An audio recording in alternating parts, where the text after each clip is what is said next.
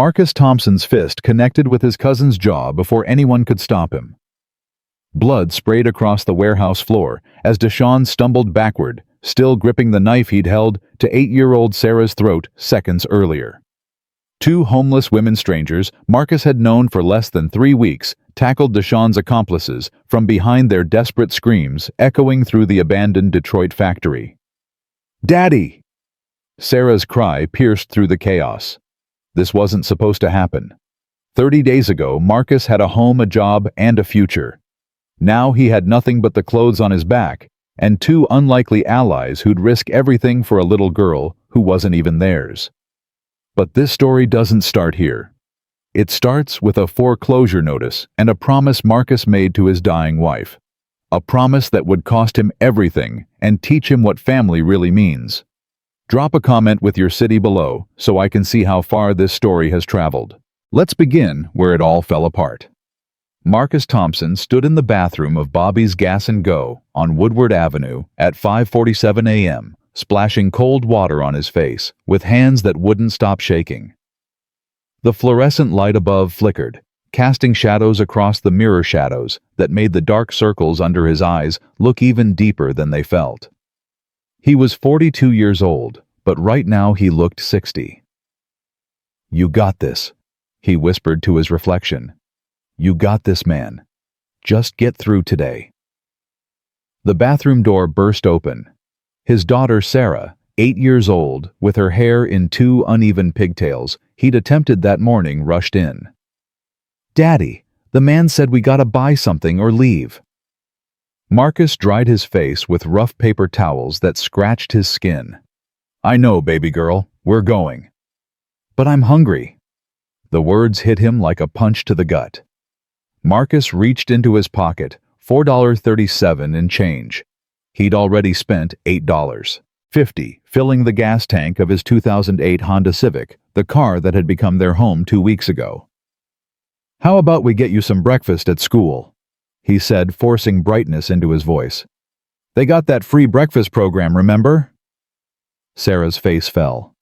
"The kids make fun of me when I eat the free breakfast. They say only poor kids eat it." Marcus knelt down, ignoring the grimy bathroom floor.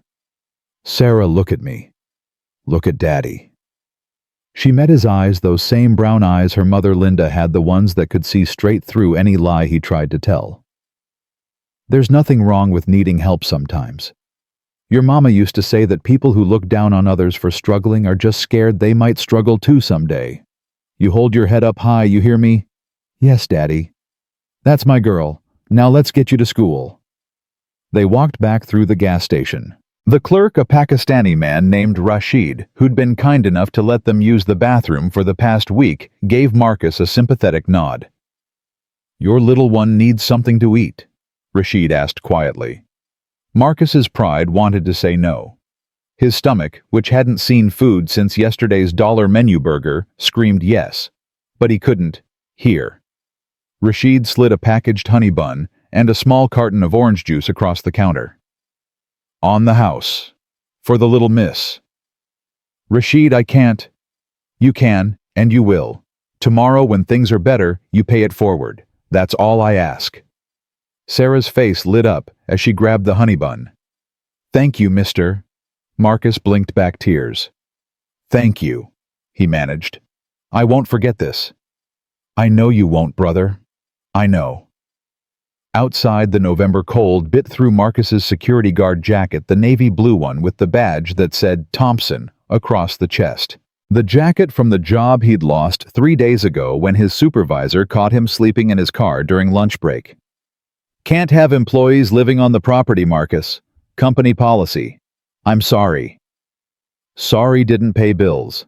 Sorry didn't put a roof over his daughter's head. Marcus helped Sarah into the back seat of the Civic, where she'd slept last night, curled up under their only blanket, a thin Goodwill comforter with Disney princesses on it. "Buckle up, baby girl." "Daddy." "Yeah." "When can we go home?" The question hung in the cold air between them. Marcus gripped the steering wheel, his knuckles turning white. "Soon," he lied. "Real soon." The truth was darker. The truth was that home, the two-story brick house on Hazelwood Street where Sarah had taken her first steps, where Linda had died in their bed 18 months ago, belonged to the bank now. The foreclosure had been final 3 weeks ago. The sheriff had physically removed them on October 28th, while neighbors watched from their porches, some with pity in their eyes, others with relief that it wasn't them. Marcus pulled into the drop-off lane at Martin Luther King Elementary. Sarah gathered her Disney backpack, the one that smelled like the car, now like old fast food and desperation. "I love you, Daddy." "I love you more, baby girl. You have a good day." "Okay, learn something new." "Okay." She climbed out, then turned back. "Daddy, are we gonna be okay?" Marcus forced his biggest smile. "We're gonna be better than okay, I promise." She nodded, wanting to believe him, then joined the stream of kids heading into the building. Marcus watched until she disappeared through the doors. Then he put his forehead against the steering wheel and let the tears come. "Linda," he whispered to the wife who'd been gone for 18 months, but felt like yesterday. "I'm trying. God knows I'm trying. But I don't know how much longer I can keep this up." His phone buzzed, the prepaid cell phone he'd bought for $29.99 at Walmart, the last one before his credit card maxed out. Unknown number. Marcus almost didn't answer, but something made him pick up. "Hello? Is this Marcus Thompson?" A woman's voice, professional cold. "Yeah. Who's this?" "This is Jennifer Walsh from Detroit Community Bank. I'm calling regarding your outstanding debt of $47,000 from your mortgage foreclosure. Our records show." Marcus hung up. His hands were shaking again. $47,000. After they'd taken his house, the house he'd put $40,000 down on the house he'd paid into for 7 years, they still said he owed them $47,000. The phone rang again. Same number. Marcus turned it off. He started the car and drove. No destination in mind, just driving because moving felt better than sitting still with his thoughts. He passed the house on Hazelwood. A new family was moving and a young couple, maybe 30, with a little boy about Sarah's age. The man was unloading a U-Haul, while the woman directed him, both of them laughing about something. Marcus stopped the car across the street and watched them. That had been him and Linda once. Young and hopeful, and stupid enough to believe that if you worked hard and played by the rules, you could build something permanent. Then Linda got sick. Stage 4 breast cancer. The hospital bills started rolling in $15,000 for surgery, $30,000 for chemotherapy, $8,000 for radiation, $12,000 for experimental treatments that didn't work. Their insurance covered some of it, but the deductibles and co-pays mounted up like a tsunami of paper. Marcus had worked 3 jobs to keep up security guard during the day, Uber driver at night, weekend shifts at Home Depot. He'd drained their savings, maxed out every credit card, took a second mortgage on the house, and Linda still died. The couple across the street noticed him staring. The man's expression shifted from friendly to suspicious. Marcus drove away before they could call the cops about a strange black man in a beat-up Honda watching their house. He ended up at Riverside Homeless Shelter on East Grand Boulevard, a 3-story brick building that had been a school once, back when Detroit had money and hope. Now it was a warehouse for the city's discarded, the addicts, the mentally ill, the veterans who'd come home broken, the families who'd hit one too many bad breaks. People like him. Marcus had avoided this place for 2 weeks, sleeping in the car, convincing himself that shelters were for people who'd really given up, not for guys like him who were just between situations. But last night, when the temperature dropped to 28 degrees and Sarah's lips turned blue, even under the blanket, he'd realized he was out of options. He parked and sat there staring at the shelter's doors. A few people lingered outside, a man in a wheelchair smoking a cigarette, 2 women huddled together for warmth, a teenage kid who couldn't have been older than 16. His phone buzzed again. He'd turned it back on without thinking. This time it was a text from his brother Jerome in Atlanta. "Bro, I wish I could help. I really do. But with Keisha's medical bills and the new baby, we just don't have room. I'm sorry." Marcus stared at the message. Jerome had a 4-bedroom house in a nice suburb. He drove a Lexus, but he didn't have room. Translation: he didn't want the embarrassment of his homeless brother and niece sleeping on his couch. Marcus deleted the message and scrolled through his contacts.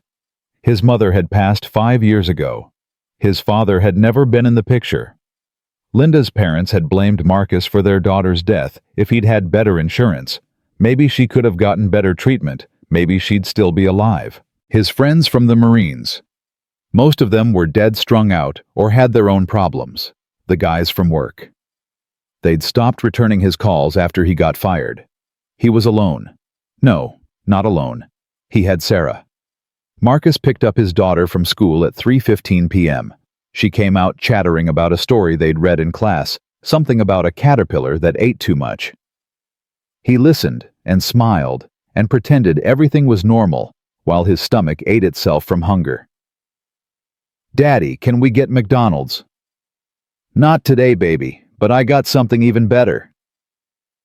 He drove to the public library on Gratiot Avenue. Inside it was warm. The librarian, Mrs. Chen, gave him a knowing look, but didn't say anything about the fact that he'd been bringing Sarah here every day after school for the past 2 weeks. "There's free cookies in the children's section," Mrs. Chen whispered to him. "Left over from story time." Marcus wanted to kiss her. Sarah settled in with the picture book while Marcus went to the computer stations. He opened his email. Nothing but rejection letters from the 17 jobs he'd applied to last week.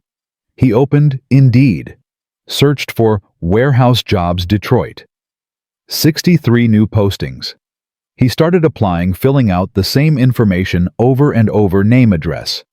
He used the shelter's address, now work history references. An hour passed. 2 hours. Sarah brought him cookies, chocolate chip, slightly stale but still good. "Daddy, when are we going home?" "Soon, baby." "You always say soon." Marcus stopped typing. "I know. I'm sorry." "Is it because Mommy's not here anymore?" The question gutted him. Sarah was 8 years old. She shouldn't have to understand that her mother's death had caused a financial collapse that destroyed their family. She should be worried about homework and playground drama, not whether they had a place to sleep tonight. "It's complicated, baby girl, but Daddy's working on it." "Okay, I promise I'm working on it." At 5:00 p.m., Mrs. Chen gently informed them that the library was closing. Marcus and Sarah walked back to the car. The temperature had dropped again. Sarah shivered. "Are we going to the shelter tonight?" she asked quietly. "Yeah, baby, just for a little while." "I don't like it there." "I know. The bathroom smells funny, and the beds are hard, and there's people who cough all night." "I know, Sarah, I know. And some of the people look scary." Marcus stopped walking and knelt down to her level on the cold sidewalk. "Listen to me, those people aren't scary.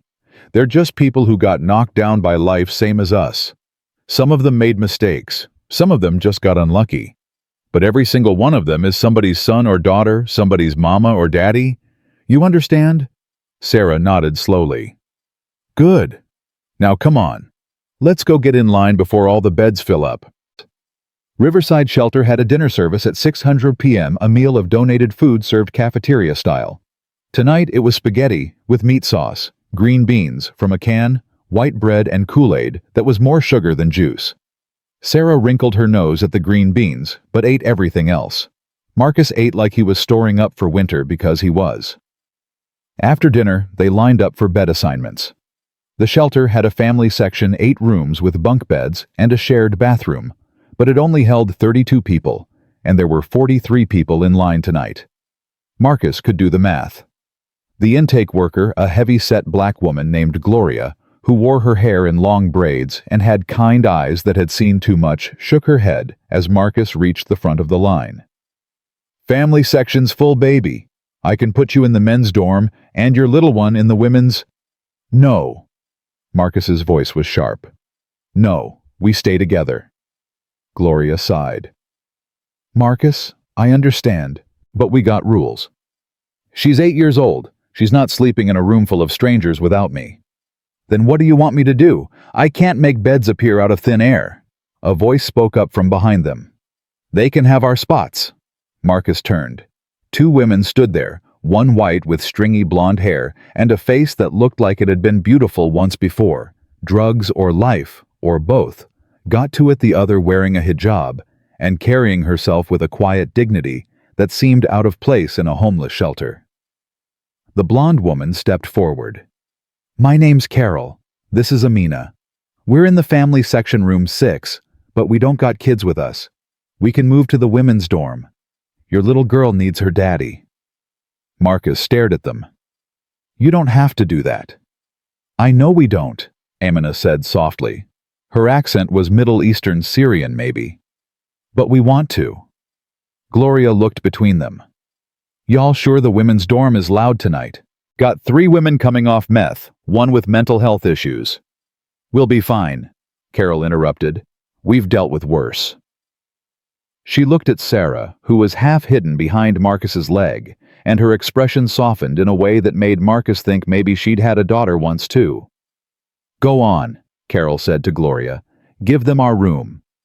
Gloria made a note on her clipboard. Room 6. Thompson family. Y'all are blessed to have angels looking out for you. Marcus found his voice. Thank you. I don't know why you'd do this for strangers, but thank you. Carol shrugged. We're all strangers until we're not. Come on, let me show you where the room is. She led them down a hallway that smelled like industrial cleaner and despair. Room 6 was tiny 2-bunk beds, a small dresser, 1 window that looked out on an alley. The beds had thin mattresses and scratchy wool blankets. A crucifix hung on the wall. Someone had written, God is good, in marker on the ceiling. Bathrooms down the hall, Carol explained. Showers hot in the morning, lukewarm by afternoon, cold by night. Breakfast is at 7. Don't leave nothing valuable in the room, we got some folks here who'll steal. Lock's broken on that dresser. You got any questions? Marcus shook his head, overwhelmed. Good. I'm in the women's dorm if you need anything. Room 3B. And hey, she looked at Sarah. What's your name, sweetie? Sarah. That's a pretty name. You know what, Sarah, I got something for you. Carol reached into her pocket and pulled out a small stuffed animal, a brown teddy bear, worn but clean. Found this at Goodwill yesterday. Thought maybe some little girl might need it. You want it? Sarah looked up at Marcus for permission. He knotted his throat too tight to speak. Thank you, Sarah whispered, clutching the bear. Carol smiled a real smile that lit up her damaged face. You're welcome, baby. Now you take care of your daddy, okay? He looks like he needs somebody to take care of him. After Carol left, Marcus and Sarah got ready for bed in silence. Sarah used the bathroom down the hall. Marcus stood guard outside the door and changed into her pajamas, which were really just an old t-shirt of Linda's that Sarah had claimed after her mother died. They climbed into the bottom bunk together. The mattress was hard and lumpy, but it was a bed, not a car seat. Sarah curled into Marcus's chest the way she used to when she was a baby. Daddy. Yeah, baby girl. That lady was nice. Yeah, she was. Do you think there's more nice people here? Marcus thought about Gloria and Rashid and Mrs. Chen and all the people who'd shown them kindness when they had nothing to offer in return. Yeah, he said. I think there are nice people everywhere. You just gotta look for them. Sarah yawned. I'm gonna look for them tomorrow. That sounds like a good plan. Within minutes, Sarah was asleep, her breathing deep and steady. Marcus lay awake, staring at the ceiling at those words, God is good. Was he? Was God good? Because from where Marcus was lying in a homeless shelter, broke, jobless, sleeping on a mattress that probably had bedbugs, it was hard to see the goodness. But then he thought about Carol giving up her room, about Rashid's honey bun, about Mrs. Chen's cookies, about the teddy bear in Sarah's arms. Maybe God wasn't good, but maybe people could be. And maybe that was enough. Marcus closed his eyes and for the first time in 3 weeks, slept. He dreamed of Linda. She was sitting on the porch of the house on Hazelwood, wearing the yellow dress she'd loved, the one he'd buried her in. She was smiling. "You're doing okay, baby," she said. "You're doing just fine." "I lost everything," Marcus told her. "I lost the house. I lost the cars next. I can't feed our daughter. I'm failing her." Linda shook her head. "You're not failing her. You're showing her what it means to keep fighting when everything's against you. That's not failure, Marcus. That's courage." "I don't feel courageous. I feel scared." "Courage is being scared and doing it anyway. You taught me that. Remember when I was sick?" She stood and walked to him, her hand cupping his cheek. "You kept your promise. You didn't let them take Sarah. You're keeping us together. That's all that matters." "I miss you so much." "I know, baby. I miss you too. But you're not alone. You're never alone." She pointed behind him. Marcus turned and saw Carol and Amina standing there along with Rashid and Gloria and Mrs. Chen and dozens of other faces he didn't recognize yet. "You're building a new family," Linda said. "Let them in, Marcus. Let them help you. You can't do this alone." "I don't know how." "Yes, you do. You've been doing it. You just gotta keep going." Marcus woke to sunlight streaming through the window and Sarah poking his shoulder. "Daddy, it's breakfast time. The lady said they got pancakes." Marcus sat up, his back aching from the mattress. For a moment, he didn't remember where he was. Then it all came flooding back, the shelter, Carol, the dream. "Pancakes sound good," he said. "Let's go eat." In the cafeteria, Carol and Amina were sitting at a corner table when they saw Marcus and Sarah. Carol waved them over. "Saved you seats," she said. "Figured you might want company." They ate together, 4 strangers sharing donated pancakes and syrup that was mostly corn syrup. Carol told jokes that made Sarah laugh. Amina showed Sarah how to fold a napkin into the shape of a swan. Marcus felt something inside him unclench slightly.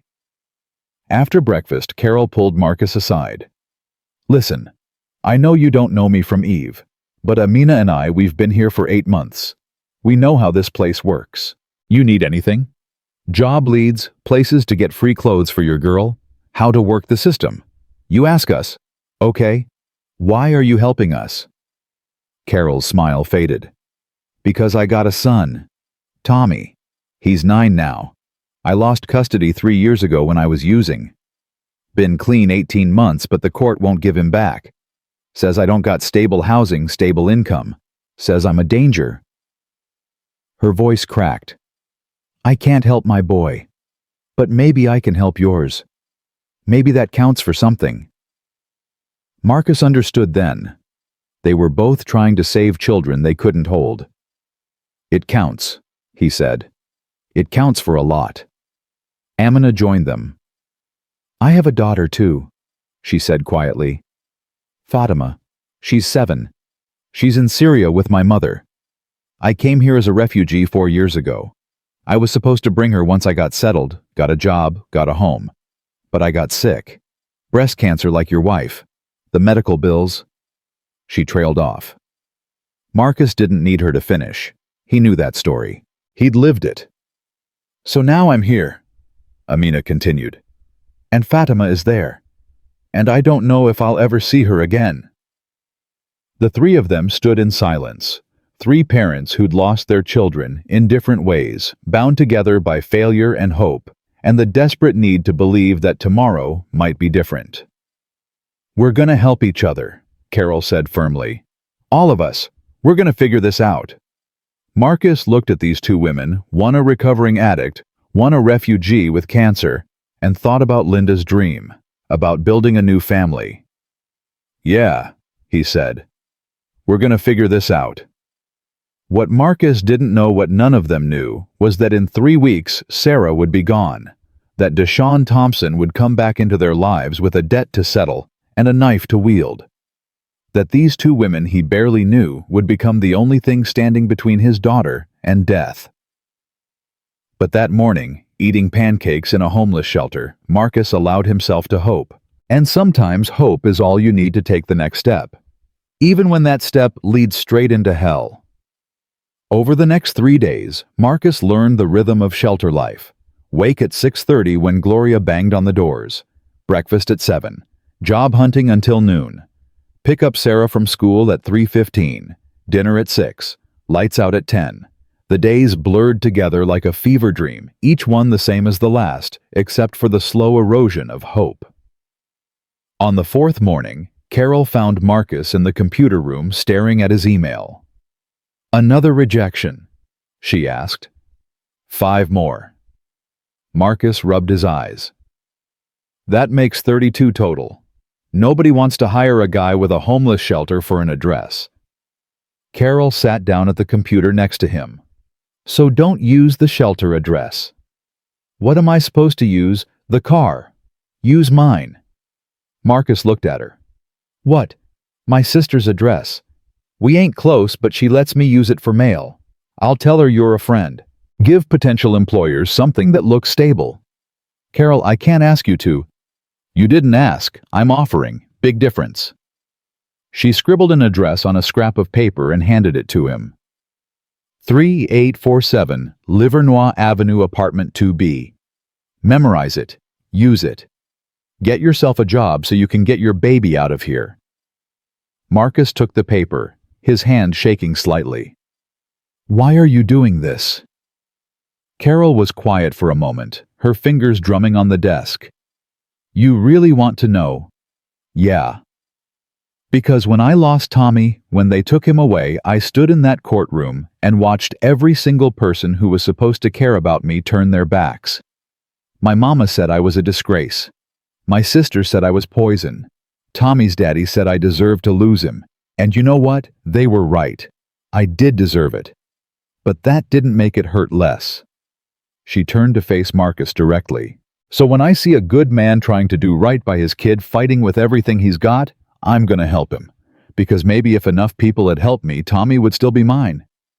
Marcus didn't know what to say, so he just reached over and squeezed her hand. "Thank you." "Don't thank me yet. Just get the job."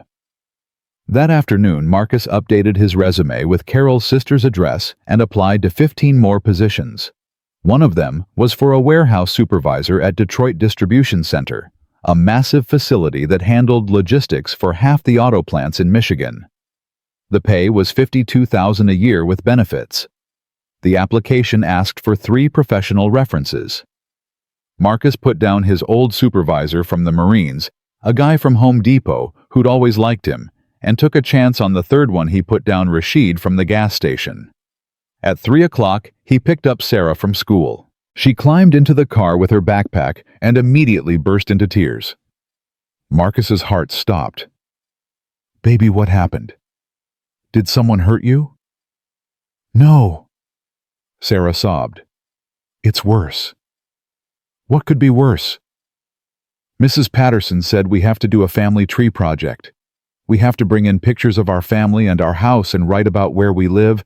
And I don't have pictures because they're all at the old house, and I can't write about where we live, because we live in a shelter, and everyone's gonna know we're homeless, and they're gonna make fun of me." The words came out in a rush snot and tears mixing on her face. Marcus pulled over on a side street and climbed into the back seat, pulling Sarah into his lap. Okay. Breathe, baby girl. Just breathe." Sarah hiccuped, trying to catch her breath. "I don't want to do the project." "When's it due?" "Friday." That gave them 4 days. Marcus thought fast. "Here's what we're going to do. We're going to make the best family tree Mrs. Patterson has ever seen. We're going to put Mommy on there, and Grandma Thompson and Uncle Jerome, even though he's being a jerk right now. And we're going to put pictures, yeah, but they don't have to be from our old house." "Where are we going to get pictures?" "The library. Mrs. Chen's got computers with printers, right?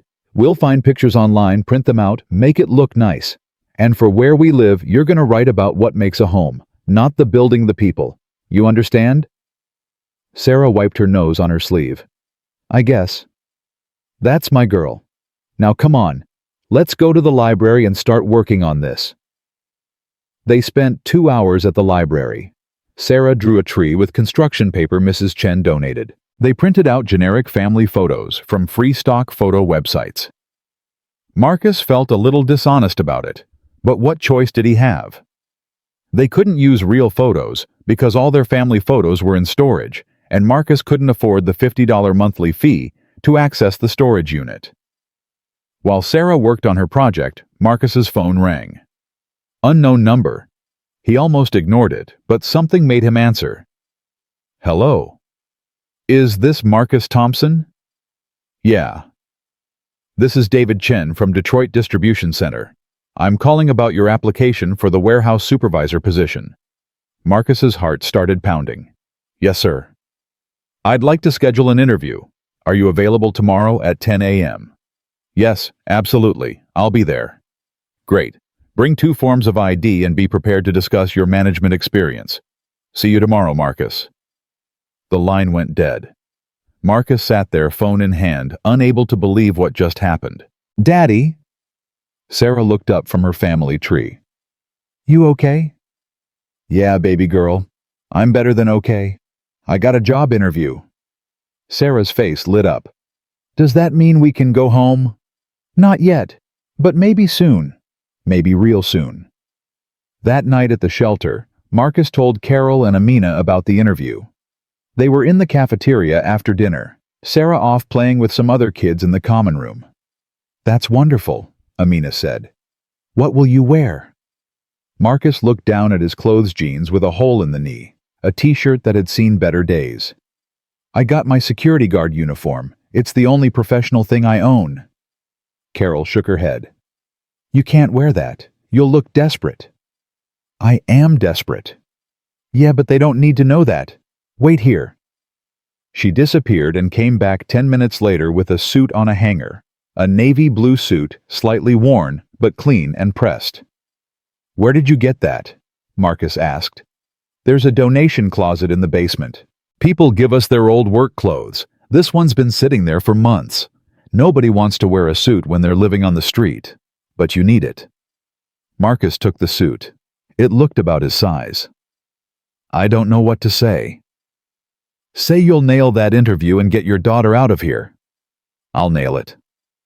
Amina reached into her bag and pulled out a tie, a simple blue tie with thin gray stripes. This was my husband's, she said quietly. He died in Syria before I came here. I keep it to remember him, but I think he would want you to have it, for luck. Marcus's throat tightened. Amina, I can't take your husband's tie. Yes, you can, and you will. When you get that job, you can give it back. Until then, it's yours. Marcus held the tie like it was made of glass. Thank you, both of you. I don't know how I'm ever going to repay this. Carol waved him off. You can repay us by being the good man I know you are. By showing Sarah that the world still has decent people in it, by not giving up. That night, Marcus lay awake in bed with Sarah curled against him, thinking about the interview, thinking about all the ways it could go wrong. What if they didn't like him? What if they could tell he was homeless just by looking at him? What if his references didn't pan out? But then he thought about Carol and Amina, about Rashid and Gloria and Mrs. Chen, about all the people who'd shown him kindness when he had nothing to give in return. They believed in him. Maybe it was time he started believing in himself. The next morning, Marcus woke at 5 a.m. He showered in the shelter bathroom, shaved carefully with a disposable razor, and put on the suit. It fit almost perfectly, just a little loose in the shoulders. He knotted Amina's husband's tie, his fingers remembering the movements from his Marines days when dress uniforms were mandatory. He looked at himself in the bathroom mirror. For the first time in weeks, he looked like a man instead of a ghost. Gloria caught him on his way out. Look at you, she said, smiling. Going to knock 'em dead. I hope so. Marcus, listen to me. When you walk into that building, you hold your head high. You're a veteran. You're a father. You've survived things that would break most men. Don't you dare let them see you as anything less than what you are. Yes, ma'am. And Marcus, when you get that job, not if, When you remember where you came from. You remember the people who helped you. You hear me. I hear you. Detroit Distribution Center was a massive complex of warehouses on the east side, surrounded by chain-link fencing and security checkpoints. Marcus parked the Honda in the visitor lot and walked to the main office, trying to project confidence he didn't feel. The receptionist, a young woman with bright red hair, smiled at him. You must be Marcus Thompson. Mr. Chen is expecting you. Third floor, office 304. Marcus took the elevator up his palms, sweating. The building was clean and modern, everything the shelter wasn't.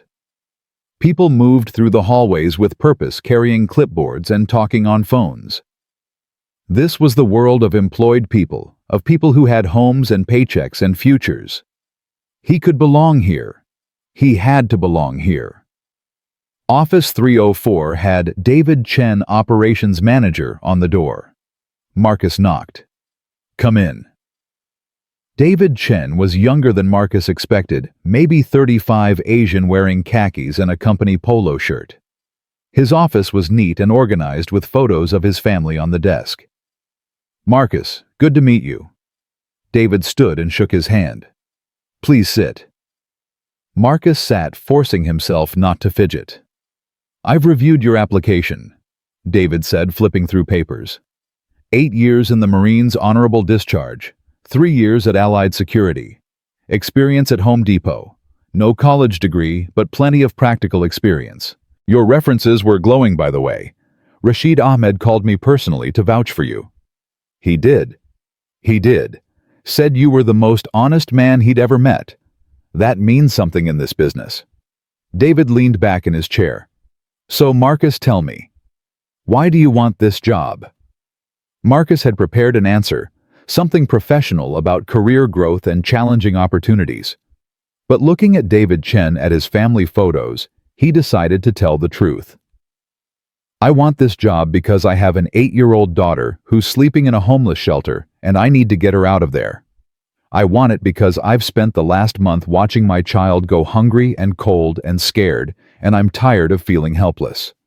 I want it because I'm a good worker and a good man, and I deserve a chance to prove that. David didn't speak for a long moment. You're currently homeless. Yes, sir. Lost my house to foreclosure 4 weeks ago. Been staying at Riverside Shelter since. And you put down an address on Livernois. That's my friend's address. I didn't want to lie to you, but I also didn't want you to dismiss me because of where I'm sleeping. I need you to know that I'll show up every day. I'll work harder than anyone you've got. I'll earn this. David tapped his pen on the desk. You know what, Marcus, I grew up in a homeless shelter. My parents came here from Taiwan with nothing. We lived in a shelter for 2 years while my dad worked as a dishwasher and my mom cleaned houses. So I know what you're going through. I know what it's like to feel invisible. He stood up. Let me show you the warehouse. They spent the next hour touring the facility. David explained the operation, receiving shipments, organizing inventory, coordinating with truck drivers, managing a crew of 15 workers. It was hard work, physical work, but Marcus had done harder. Back in the office, David made his decision. I'm going to offer you this job, Marcus. $52,000 a year, full benefits after 90 days. You'll start Monday, 6 a.m. That work for you? Marcus couldn't speak. His vision blurred with tears he refused to let fall. Yes, he managed. Yes, that works. Good. HR will process your paperwork this afternoon. You'll need to provide direct deposit information and fill out tax forms. We'll get you set up with a uniform and a security badge. Welcome to DDC. They shook hands. Marcus left the building in a daze. In the parking lot, he sat in his car and called Carol. I got it, he said when she answered. I got the job. Carol screamed so loud he had to pull the phone away from his ear. I knew it. I knew you would. Marcus, that's amazing. I start Monday. Monday. That's 3 days away. Oh my God. Amina, he got the job. He heard Amina's voice in the background, excited and happy. Marcus felt something unfamiliar spreading through his chest. Hope. Real, tangible hope. Carol, thank you. For the address, for the suit, for everything. You did this yourself, Marcus. We just gave you the tools. Now you go pick up that baby girl and tell her the good news. Marcus did exactly that. When Sarah got in the car that afternoon, he turned around and grinned at her. Guess what? What? Daddy got a job. Sarah's eyes went wide. Really? Really? A good job. Which means in a couple months we're gonna have our own place again. Sarah threw her arms around his neck from the back seat, nearly choking him. I knew you could do it, Daddy. I knew it. That night at the shelter, Carol and Amina threw Marcus an impromptu celebration. Gloria let them use the cafeteria after hours. Someone had donated a cake for a resident's birthday, but that resident had left the shelter that morning, so Gloria brought it out for Marcus instead.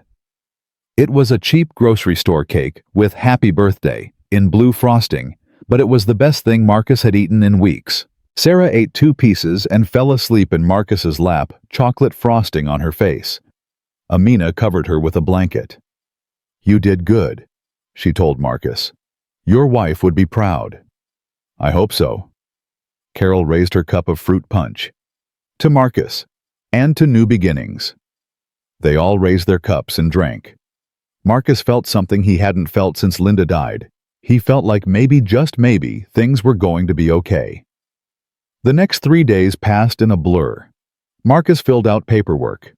He opened a checking account at a local bank so DDC could direct deposit his paychecks.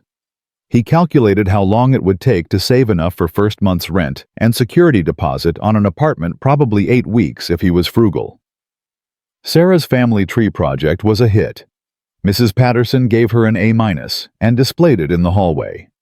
Sarah came home beaming. Mrs. Patterson said my part about what makes a home was very mature, she reported proudly. That's because you're a very smart girl, Marcus told her. On Sunday, the day before Marcus started his new job, he took Sarah to the park. They couldn't afford to do much, but the park was free. Sarah played on the swings while Marcus sat on a bench watching her, memorizing this moment. Soon, things would be different. Soon, they'd have a real home again. Daddy, push me, Sarah called.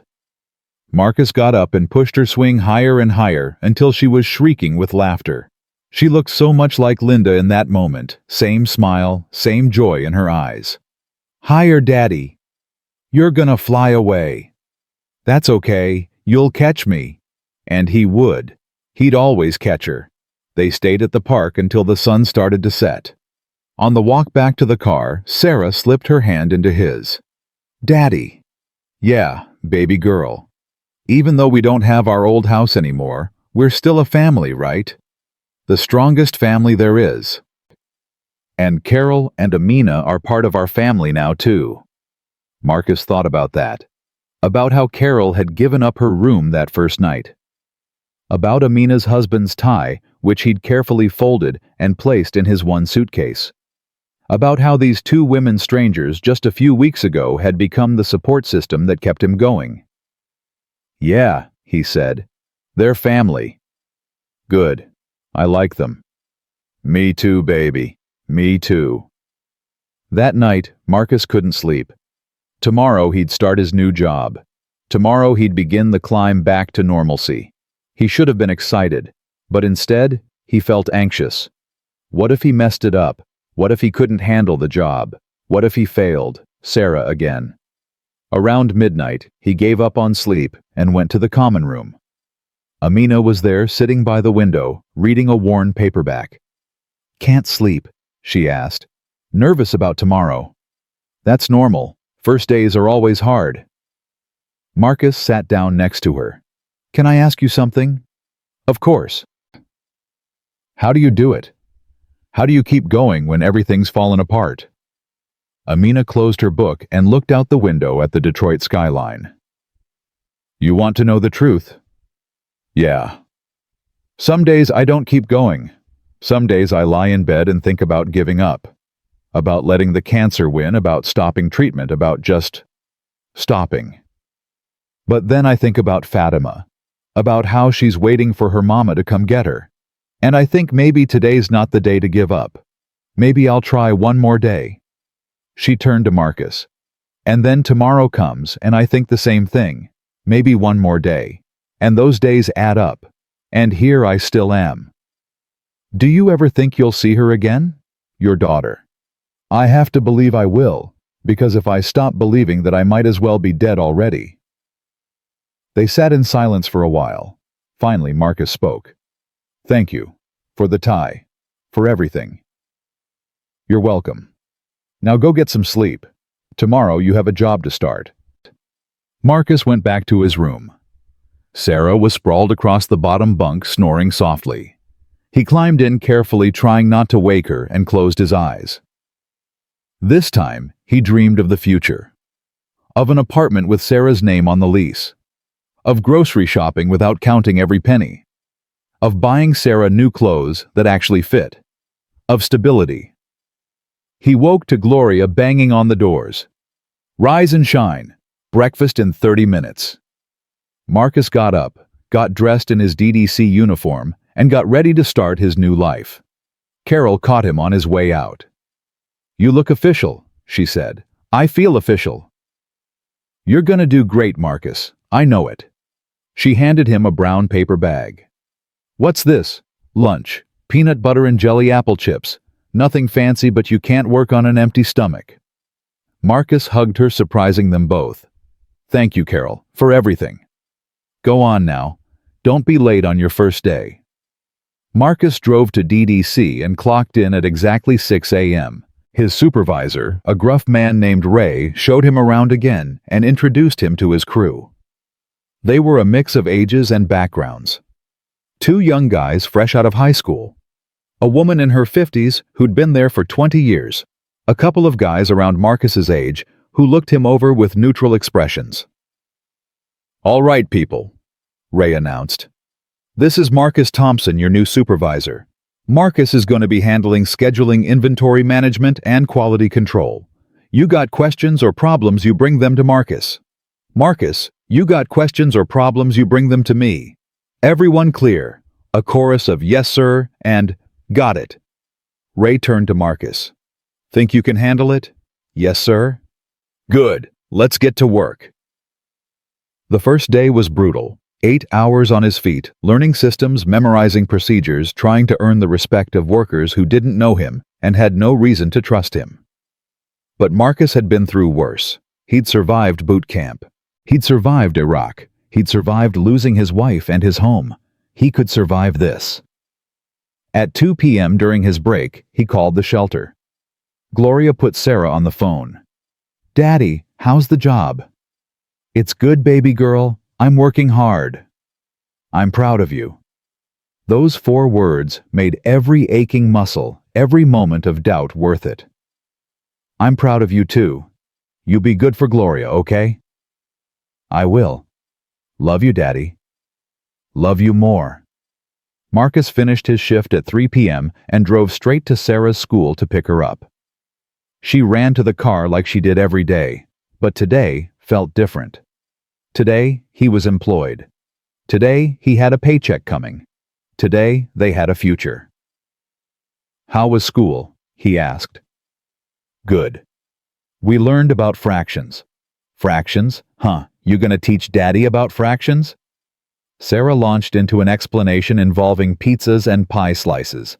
Marcus listened and nodded and felt his heart swell with love for this kid who could still find joy in learning, even when her world had been turned upside down. They went back to the shelter. Marcus changed out of his uniform and helped Sarah with homework. Dinner was chicken and rice and canned corn. After dinner, Carol pulled Marcus aside. "How was day 1? "Exhausting, but good." "You gonna make it?" "Yeah, I'm gonna make it." Carol smiled. Never doubted it for a second. That night, after Sarah fell asleep, Marcus lay in bed and did math in his head. His first paycheck would come in 2 weeks. After taxes, probably around $1,500. He needed to save for an apartment first month, last month, security deposit. That was maybe $3,000. Another 4 paychecks. 8 more weeks. 8 weeks until they could leave this place. 8 weeks until Sarah had her own room again. 8 weeks until normal. He could do 8 weeks. What Marcus didn't know was that he didn't have 8 weeks. He had 12 days. 12 days until DeShaun Thompson would show up at the shelter asking questions. 12 days until Sarah would disappear. 12 days until the choice he'd made 5 years ago to testify against his own cousin would come back to destroy everything he'd fought to build. But that night, lying in a homeless shelter with his daughter asleep beside him, and hope finally flickering in his chest, Marcus allowed himself to believe that the worst was over. He was wrong. The worst was far from over. It was just beginning. Marcus's second week at DDC went smoother than the first. He learned the inventory system, memorized the loading dock schedules, and even got Ray to crack a smile when he reorganized the filing system. The crew was warming up to him too. The woman who'd been there 20 years, Denise, brought him coffee on Thursday morning. "You're doing good, Thompson," she said. "Better than the last supervisor we had." "Yeah." Marcus took the coffee gratefully. What happened to him? Got caught stealing. Selling inventory out the back door to his cousin's pawn shop. Idiot. Marcus thought about family and loyalty, and how quickly those things could turn toxic. He thought about DeShaun, who he hadn't seen or heard from in 5 years, not since the trial. DeShaun, who'd looked at him across that courtroom and mouthed, "You're dead," while the bailiff led him away in handcuffs. But that was ancient history. DeShaun was locked up in Jackson State Prison, doing 8 to 15 for distribution and assault with a deadly weapon. Marcus had checked the Michigan Department of Corrections website obsessively for the first year after the trial, watching DeShaun's release date like it was a countdown to doomsday. But eventually, he'd stopped checking. Eventually, he'd convinced himself that when DeShaun got out, he'd have moved on, found new targets for his rage. Marcus was wrong about that too. On Friday afternoon, Marcus's first paycheck hit his account. He checked his phone during break and saw the deposit notification. $1,473. He stared at those numbers until they blurred. More money than he'd seen in one place since before Linda got sick. He called Carol immediately. "It's there," he said. "The money, it's real." Carol laughed. "Of course it's real. You worked for it, didn't you?" "Yeah, but I keep thinking someone's gonna take it back. Like it's a mistake." "It's not a mistake, Marcus. It's yours. You earned every penny." That night, Marcus took Sarah out to dinner. Not McDonald's, not the dollar menu. A real restaurant. Just a Coney Island diner, but to Sarah, it might as well have been a palace. She ordered a cheeseburger with fries and a chocolate milkshake. Marcus got the same. They sat in a booth by the window and ate slowly, savoring every bite. "This is the best burger I ever had," Sarah declared, ketchup on her chin. "Better than McDonald's. Way better." Marcus watched his daughter eat and felt his throat tighten. This was all he wanted, just to give his kid a normal meal in a normal place. Was that too much to ask? After dinner, they walked past a storefront with apartments advertised in the window. Marcus stopped and read the listings. 2-bedroom in Ferndale, $1,200 a month plus utilities. 1-bedroom in Royal Oak, $900. Studio in Hazel Park, $750. "Daddy, what are you looking at?" "Just looking at apartments, baby girl. Seeing what's out there." Sarah pressed her face against the glass. "When can we get one?" "Soon. Maybe 6 more weeks. I need to save up enough for the deposit." 6 weeks isn't that long. Marcus ruffled her hair. "No, baby, it's not that long at all." They drove back to the shelter. Gloria was at the front desk, her usual spot, doing a crossword puzzle. "Y'all have a good dinner?" she asked. "The best," Sarah said. "I had a milkshake." "Well, aren't you fancy?" Sarah ran off to find Carol and Amina. Gloria waited until she was out of earshot, then leaned forward. "Marcus, I need to talk to you about something." The serious tone in her voice made his stomach drop. "What's wrong?" "Probably nothing." But a man came by this afternoon asking about you and Sarah. Marcus went cold. What man? Black guy, tall, maybe 6'2", had a snake tattoo on his neck, said he was your cousin, wanted to surprise you. The world tilted. Marcus gripped the edge of the desk. What did you tell him? Nothing. Told him we don't give out information about residents. He got mad, started saying he had a right to see his family. I told him to leave or I'd call the police. He left, but Marcus, he didn't look like good news. DeShaun. It had to be DeShaun. But how Marcus pulled out his phone and opened the Department of Corrections website with shaking hands. He searched for DeShaun Thompson, inmate number 847392. Status released. Date, October 1st. October 1st. 5 weeks ago. 5 weeks that DeShaun had been out and Marcus hadn't known. Hadn't checked. Hadn't protected his daughter. Marcus. Gloria's voice seemed far away. You okay? No. Marcus's voice was hoarse. No, I'm not okay. That's DeShaun. My cousin. I testified against him 5 years ago. He swore he'd kill me. Gloria's eyes widened. Oh, Lord. Marcus, you need to call the police. And tell them what? That my cousin came looking for me. That's not illegal. He threatened you. 5 years ago. In a courtroom. They're not going to do anything about that. Marcus ran his hands over his face. His mind was racing. DeShaun knew where they were. Knew about Sarah. What if he came back?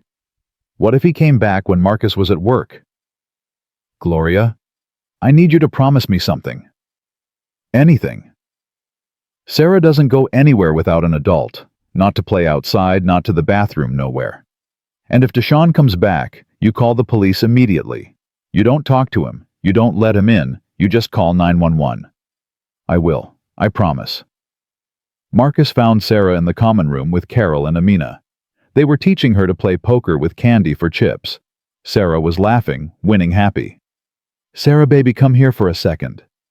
Sarah looked up. But I'm winning. I know, just come here real quick. Sarah sighed dramatically and walked over. Marcus knelt down to her level. Listen to me very carefully. If a man comes up to you and says he's family, says he's your uncle or your cousin or anything like that, you don't go with him. You understand? Okay. I'm serious, Sarah. You stay with Gloria or Carol or Amina. You don't leave with anyone except me. Got it? Sarah's smile faded. She nodded, suddenly scared.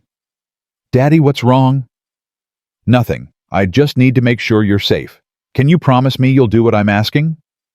I promise. Good girl. Now go back to your game.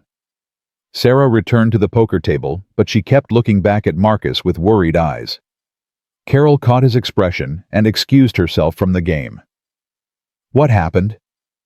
Marcus pulled her and Amina aside and told them about DeShaun. About the trial, the threats, the visit to the shelter. Jesus, Carol breathed. Marcus, you need to take Sarah somewhere safe. Where I got no family, no friends with room. I can't afford a hotel. The shelter's the only option. Amina spoke up quietly. Then we watch her. All of us. We don't let her out of our sight. I can't ask you to. You're not asking. Carol interrupted. We're telling. Sarah's one of us now. We protect our own. Marcus wanted to argue, wanted to say this wasn't their problem, but the truth was, he needed help. He couldn't protect Sarah and work at the same time. He needed people he could trust. Okay, he said. Thank you. Over the weekend, Marcus barely slept. Every sound in the shelter made him jump. Every shadow looked like DeShaun. He kept Sarah close, took her everywhere, even stood outside the bathroom door while she used it. Sarah asked him repeatedly what was wrong, why he was acting so weird. He told her he'd eaten something bad at work, that his stomach hurt. She seemed to buy it. On Monday, Marcus went back to DDC. He pulled Gloria aside before he left. You have my work number.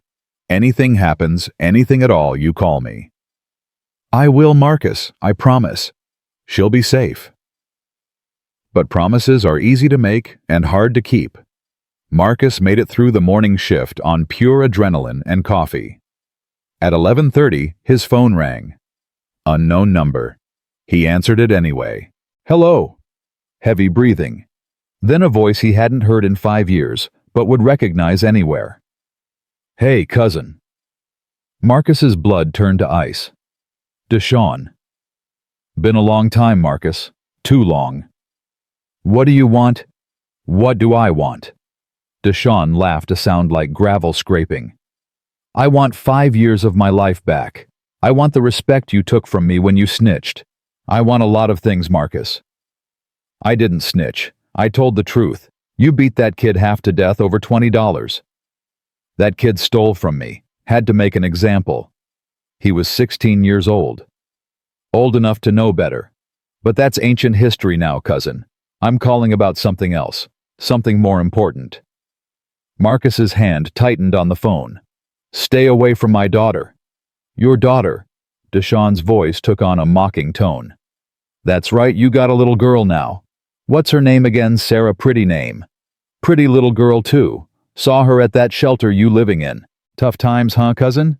I swear to God, DeShaun, if you touch her, you'll what, snitch on me again? Send me back to prison. I don't think so. See, I did my time. I paid my debt. I'm a free man now, and free men can go wherever they want, talk to whoever they want. What do you want from me? I told you. I want what you took.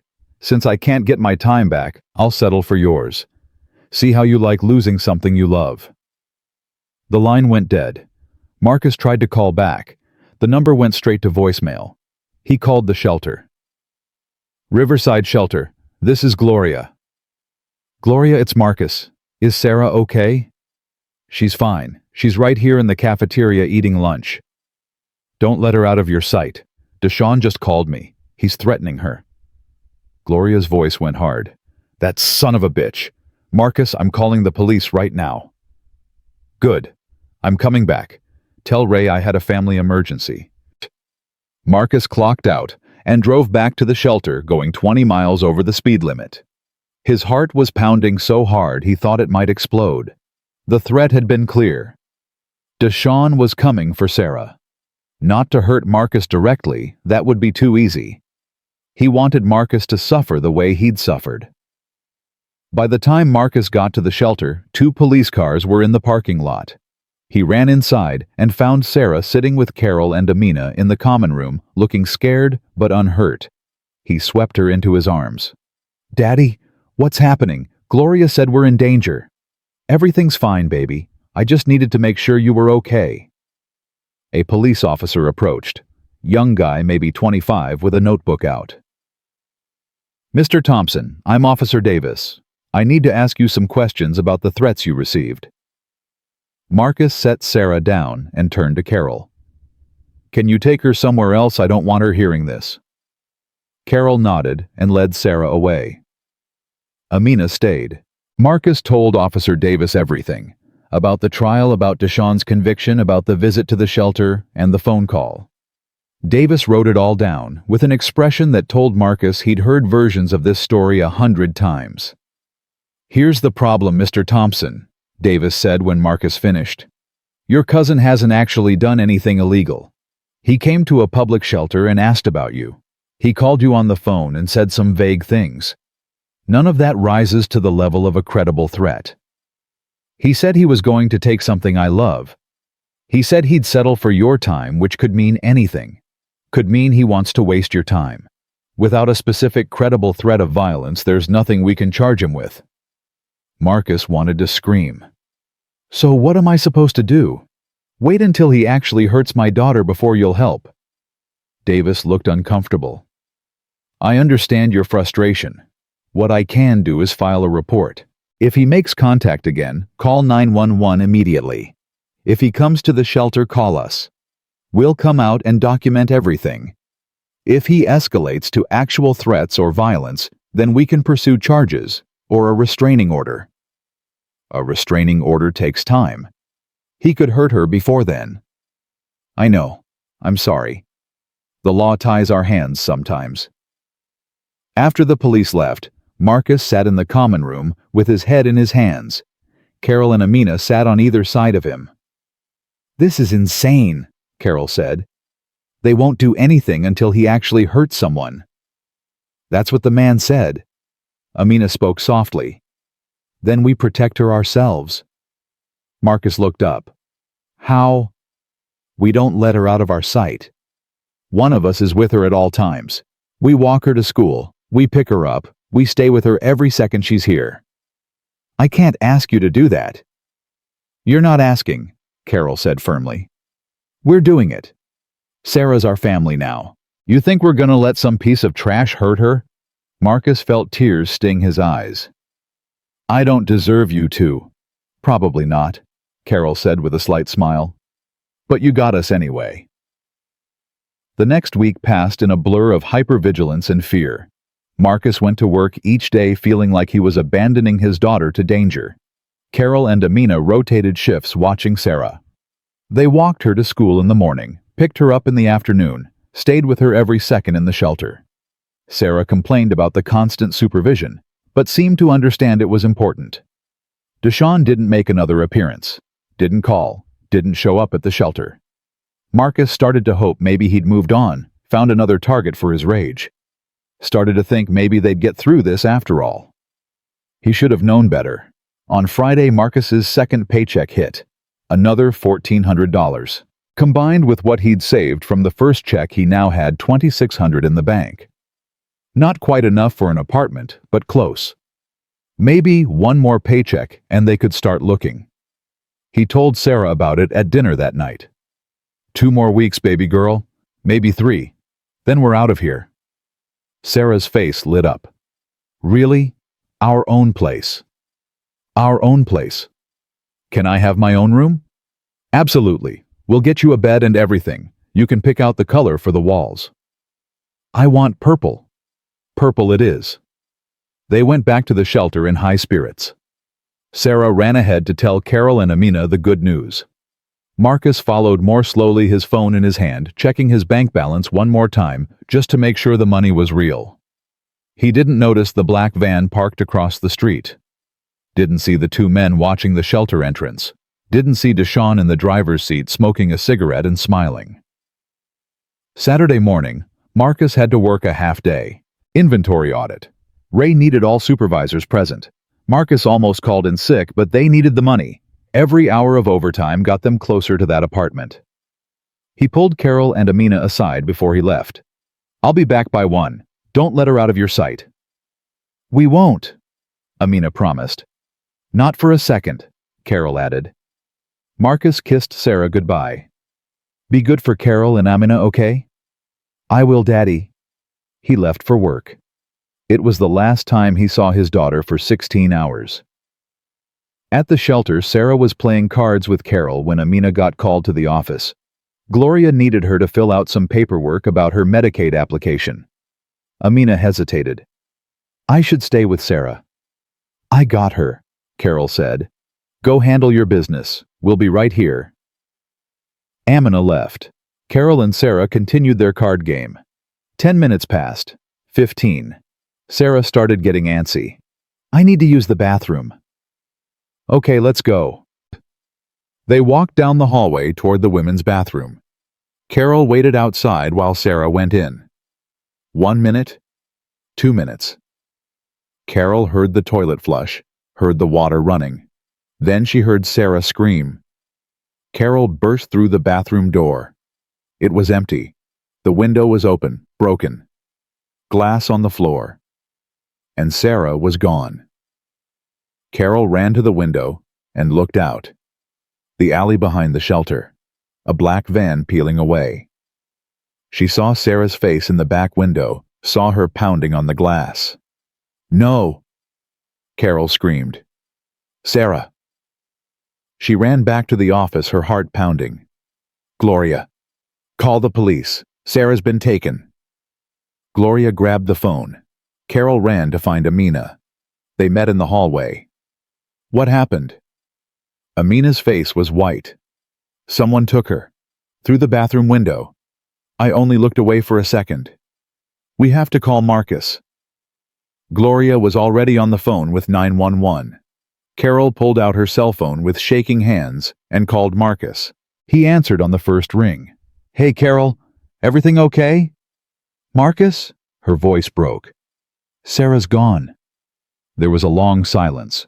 Then Marcus spoke, his voice completely flat. What do you mean, gone? Someone took her. Through the bathroom window. A black van.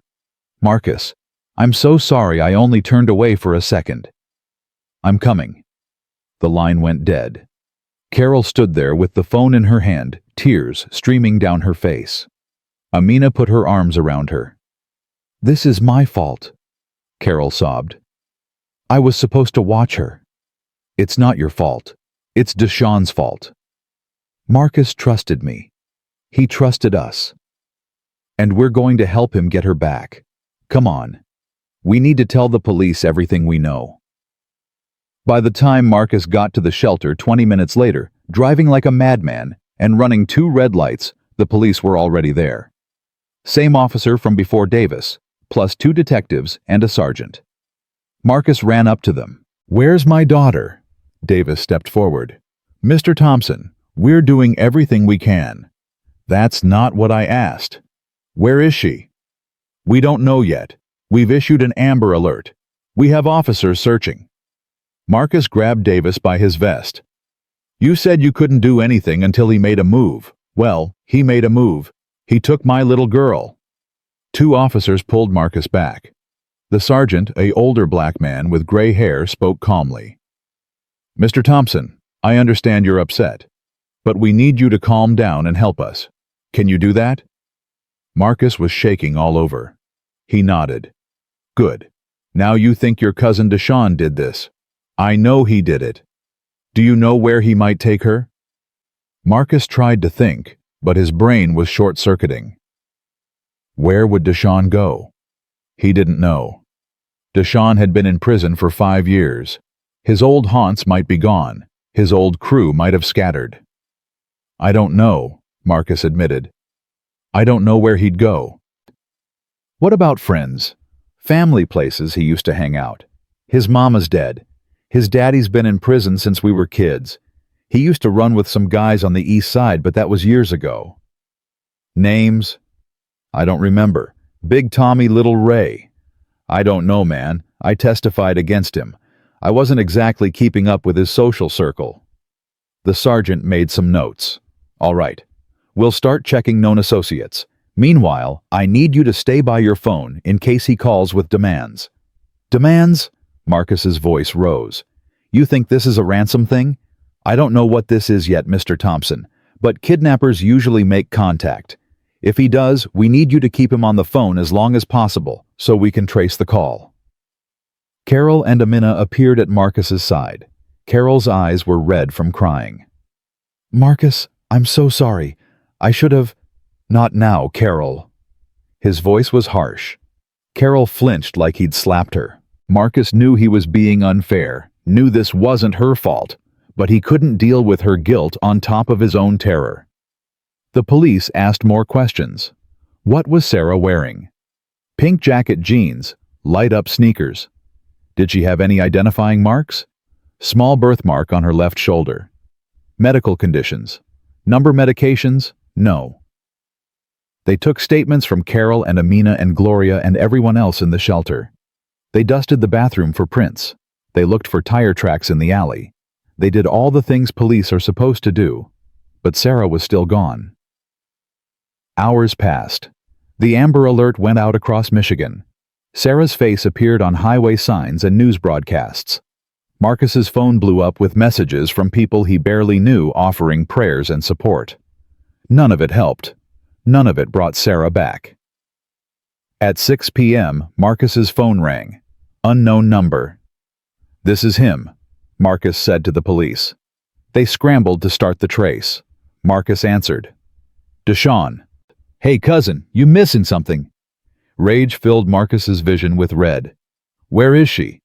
She's safe, for now, scared crying for her daddy but safe. I swear to God if you hurt her, you'll what? You already did the worst thing you could do to me. Now it's my turn. Now you get to feel what I felt. Helpless, powerless, watching everything you love get taken away. Please. Marcus's voice cracked. Please, DeShaun. She's 8 years old. She didn't do anything to you. This is between me and you. That's where you're wrong, cousin. See, when you got me locked up, you didn't just hurt me. You hurt my mama before she died. You hurt my girl. You hurt my whole life. So now I'm gonna hurt yours. Eye for an eye. That's biblical. What do you want? Money. I got $2,000 saved. You can have it. All of it. Just give me back my daughter. DeShaun laughed. I don't want your money, Marcus. I want you to suffer. I want you to know what it feels like to lose everything. Maybe in a few days after you've had time to really feel it, I'll let her go. Or maybe I won't. Haven't decided yet. DeShaun, please. The line went dead. Marcus stood there with the phone in his hand, shaking. The police looked at each other. Did you get the trace? Marcus asked. Davis shook his head. Not long enough. He knew what he was doing. Marcus wanted to put his fist through a wall. Instead, he just stood there feeling more helpless than he'd ever felt in his life. More helpless than when Linda died. More helpless than when they lost the house. Because this was Sarah, his baby girl, and he had no idea how to save her. Carol touched his arm gently. Marcus, we're going to find her. How? We don't know where she is. We don't know where DeShaun would take her. We don't know anything. Then we figure it out. We start with what we do know. Marcus looked at her. What do we know? We know DeShaun's been out of prison for 5 weeks. We know he found you somehow, which means he's been asking around. Maybe somebody knows where he's staying. Amina stepped forward. I saw the van. Black older model. Had a dent in the back bumper. And I saw part of the license plate. Started with BFT. The sergeant perked up. That's something. We can run a search. Black van license starting with BFT registered to anyone connected to DeShaun Thompson. But Marcus wasn't listening anymore. He was thinking about what Carol had said. DeShaun had been asking around, which meant people had seen him. People knew where he was. And Marcus knew exactly who to ask. I gotta go, he said suddenly. Go where? Davis asked. To find my daughter. Mr. Thompson, you need to let us handle this. Marcus looked at the officer with eyes that had gone cold and hard. You've been handling it. My daughter's still gone, so now I'm gonna handle it my way. He turned and walked toward the door. Carol and Amina followed. Marcus, wait, Amina called. He stopped and turned. You two have done enough. This isn't your problem. The hell it isn't, Carol said. Sarah's our family too. You're not doing this alone. It's too dangerous. We don't care. Marcus looked at these two women, these two homeless women, who had nothing and had given him everything, and felt something shift in his chest. Okay, he said. Okay, let's go get our girl back. The three of them piled into Marcus's Honda. He drove with one hand on the wheel and one hand gripping his phone so hard his knuckles went white. Carol sat in the passenger seat, Amina in the back. Nobody spoke for the first 5 minutes. The silence was thick with fear and determination. Finally, Carol broke it. Where are we going? East Side, Marcus said. There's a bar called Lucky's Lounge on Gratiot. DeShaun used to run his operation out of there. If anybody knows where he's staying, it'll be Big Tommy. Who's Big Tommy? The bartender. He's known DeShaun since they were kids. He's not going to want to talk to me, but he'll talk eventually. Amina leaned forward from the back seat. Marcus, what if he's not there? What if nobody knows anything? Then we go to the next place, and the next one after that. We don't stop until we find her. Marcus's phone rang. He looked at the screen.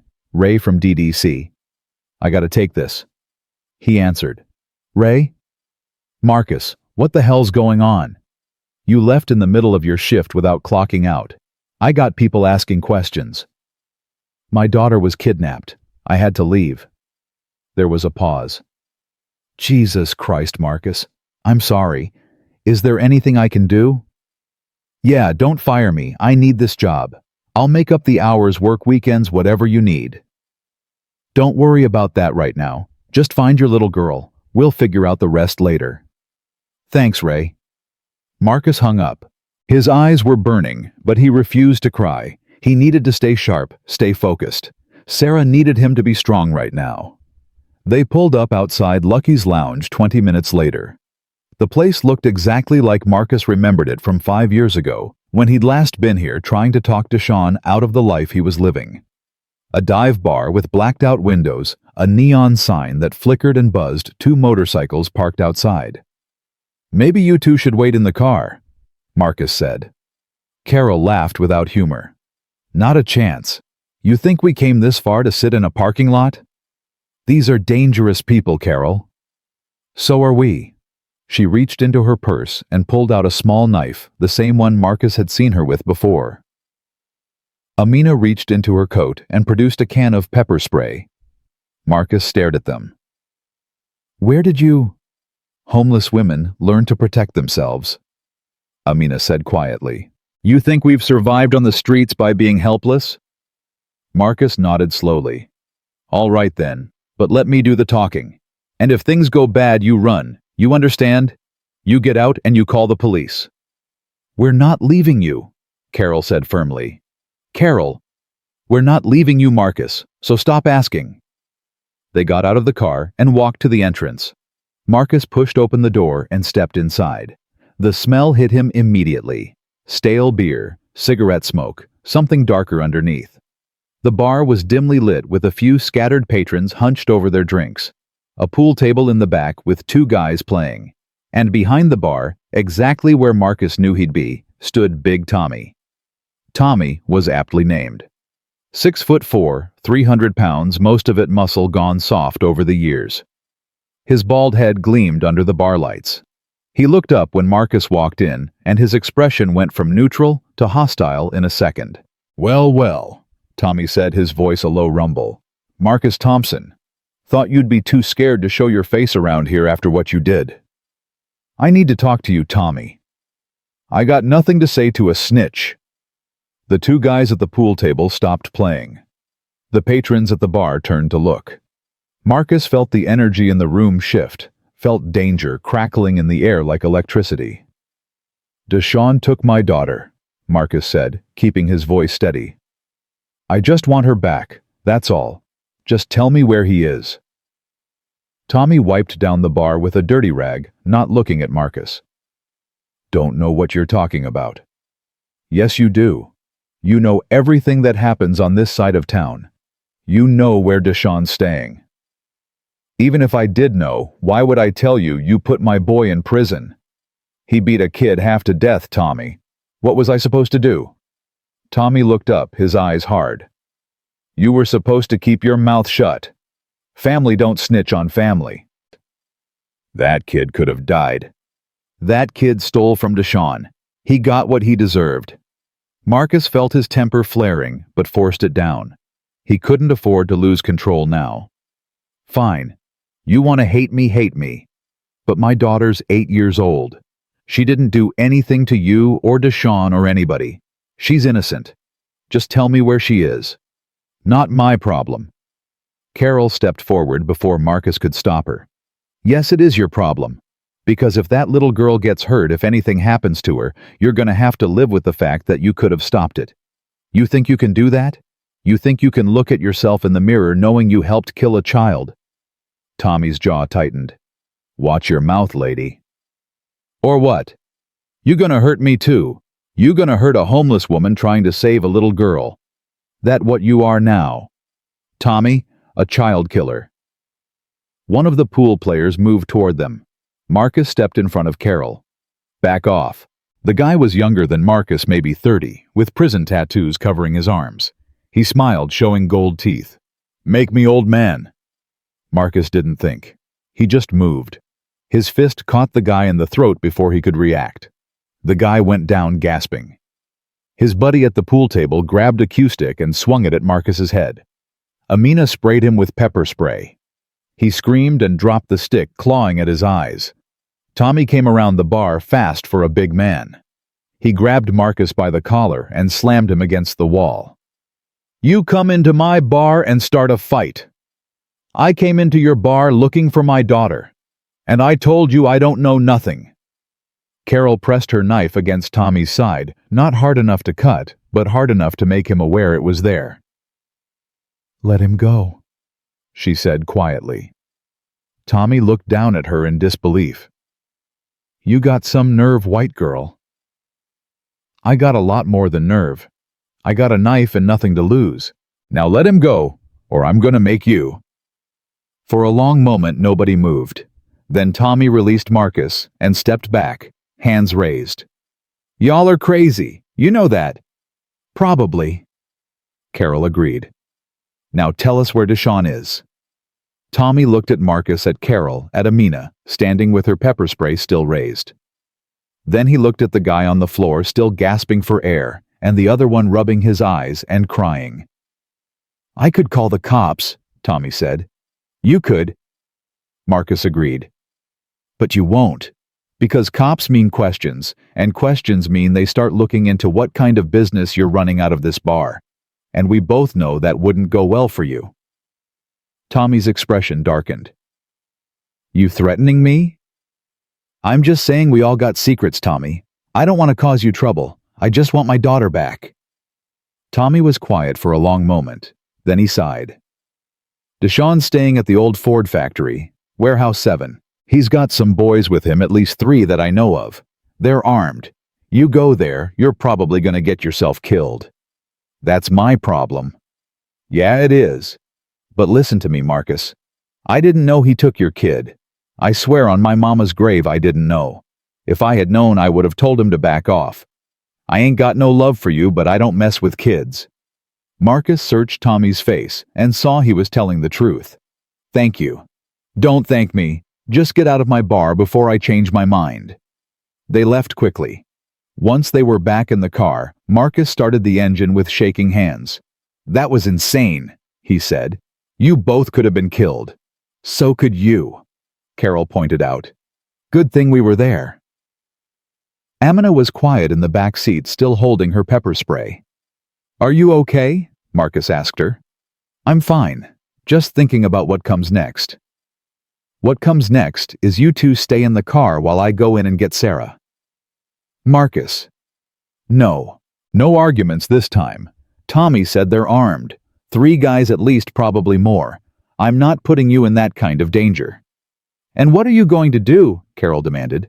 "Walk in there by yourself against armed men? That's suicide." "Maybe. But it's my suicide, not yours. We're coming with you." "Carol." "We're coming with you, Marcus. End of discussion. You can argue all you want, but we're not staying in this car while you get yourself killed." Marcus wanted to keep arguing, but he could see it was pointless. These women had decided, and nothing he said would change their minds. "Fine," he said. "But if I tell you to run, you run. Deal?" "Deal," Carol lied. Marcus drove toward the old Ford factory, his mind racing. He needed a plan. He couldn't just walk in guns blazing. He didn't even have a gun. What he had was 2 homeless women with a knife and pepper spray, and himself, a 42-year-old former Marine who hadn't been in a real fight since Iraq. They were going to die, all 3 of them, and Sarah would still be trapped with DeShaun. "We need to call the police," Amina said, as if reading his thoughts. "No, by the time they get there, DeShaun could move her. Or worse, this has to be fast." "Then we need a plan." Marcus pulled over on a side street 2 blocks from the factory. Through the chain-link fence he could see the massive complex of abandoned buildings dark against the night sky. Warehouse 7 would be toward the back. He remembered it from when he used to work security at one of these places years ago. "Here's the plan," he said. "We go in quiet. We find out where Sarah is. Then we get her out. No heroics, no confrontations, just in and out." "And if we can't avoid a confrontation," Carol asked, "then we fight like hell." They got out of the car and approached the fence. Marcus found a section where the chain link had been cut and peeled it back. They slipped through one at a time. On the other side, Marcus led them through shadows toward Warehouse 7. The building loomed in front of them, 3 stories of crumbling brick and broken windows. A single light glowed on the ground floor. Marcus heard voices inside, heard music playing. He crept closer, Carol and Amina behind him. Through a window he could see into what had once been a loading dock. 3 men were inside, sitting on old crates playing cards. They all had guns. And beyond them, in the corner tied to a chair with tape over her mouth, was Sarah. Marcus's heart stopped. She was alive. She looked terrified, tears on her face, but she was alive. "I see her," he whispered to Carol and Amina. "We're back corner. 3 guys between us and her." "So what do we do?" Marcus studied the layout. 1 door in the front where the men were. 1 door on the side probably locked. Windows too high to reach. No good options. Then Sarah looked up. Her eyes went wide when she saw Marcus through the window. She started to make noise, trying to yell through the tape. The men looked over. "What's wrong with her?" one of them said. Marcus ducked below the window, pulling Carol and Amina down with him. "Did they see us?" Carol whispered. "I don't know." They heard footsteps approaching the window. Marcus held his breath. The footsteps stopped right above them. Then they heard a voice. "It's nothing. Kid's probably just freaking out again." The footsteps retreated. Marcus exhaled slowly. "We can't wait any longer," he said. "They know something's wrong. We go now." "How?" "The side door. I'm gonna kick it in. When I do, you 2 grab Sarah and run. Don't wait for me. Don't look back. Just run." "Marcus." "Promise me, Carol. Promise me you'll get her out." Carol's eyes filled with tears. "I promise." Marcus moved to the side door with the 2 women behind him. He tested the handle, locked as expected. He backed up, took a breath, and kicked with everything he had. The door flew open with a crash. Marcus rushed in. The 3 men jumped to their feet, reaching for their guns. Marcus grabbed a piece of rebar lying on the floor and swung it like a bat. It connected with the first guy's head. He went down hard. The second guy pulled his gun. Carol threw her knife. It wasn't a good throw, didn't hit anything vital, but it distracted him long enough for Marcus to close the distance. They grappled for the gun. It went off the bullet, ricocheting off concrete. Amina ran to Sarah, pulling the tape off her mouth. "It's okay, sweetheart. We're getting you out of here." She cut the ropes with Carol's knife. Sarah was crying, shaking, but she was okay. The third guy pulled his gun and aimed it at Amina. "Don't move!" Marcus saw it happening, saw the gun pointed at Amina, saw Sarah behind her, saw everything about to fall apart. "No!" he yelled. The gun swung toward him instead. The guy fired. Marcus felt something hot punch through his shoulder, spinning him around. He hit the ground hard. Carol screamed. She picked up the rebar Marcus had dropped and charged the shooter. She swung wild, hitting him in the arm. He dropped the gun. She kept swinging, kept screaming, a woman possessed. Amina grabbed Sarah and ran for the door. Carol followed, still swinging the rebar to keep the men back. Marcus tried to get up, but his shoulder wouldn't work right. Blood was spreading across his shirt. "Marcus!" Carol was at his side, trying to pull him up. "Get Sarah out!" he gasped. "Not without you." Carol, "Not without you." She got her arm under his good shoulder and hauled him to his feet. They stumbled toward the door. Behind them, Marcus heard the men recovering, heard them shouting, heard more footsteps. DeShaun's voice.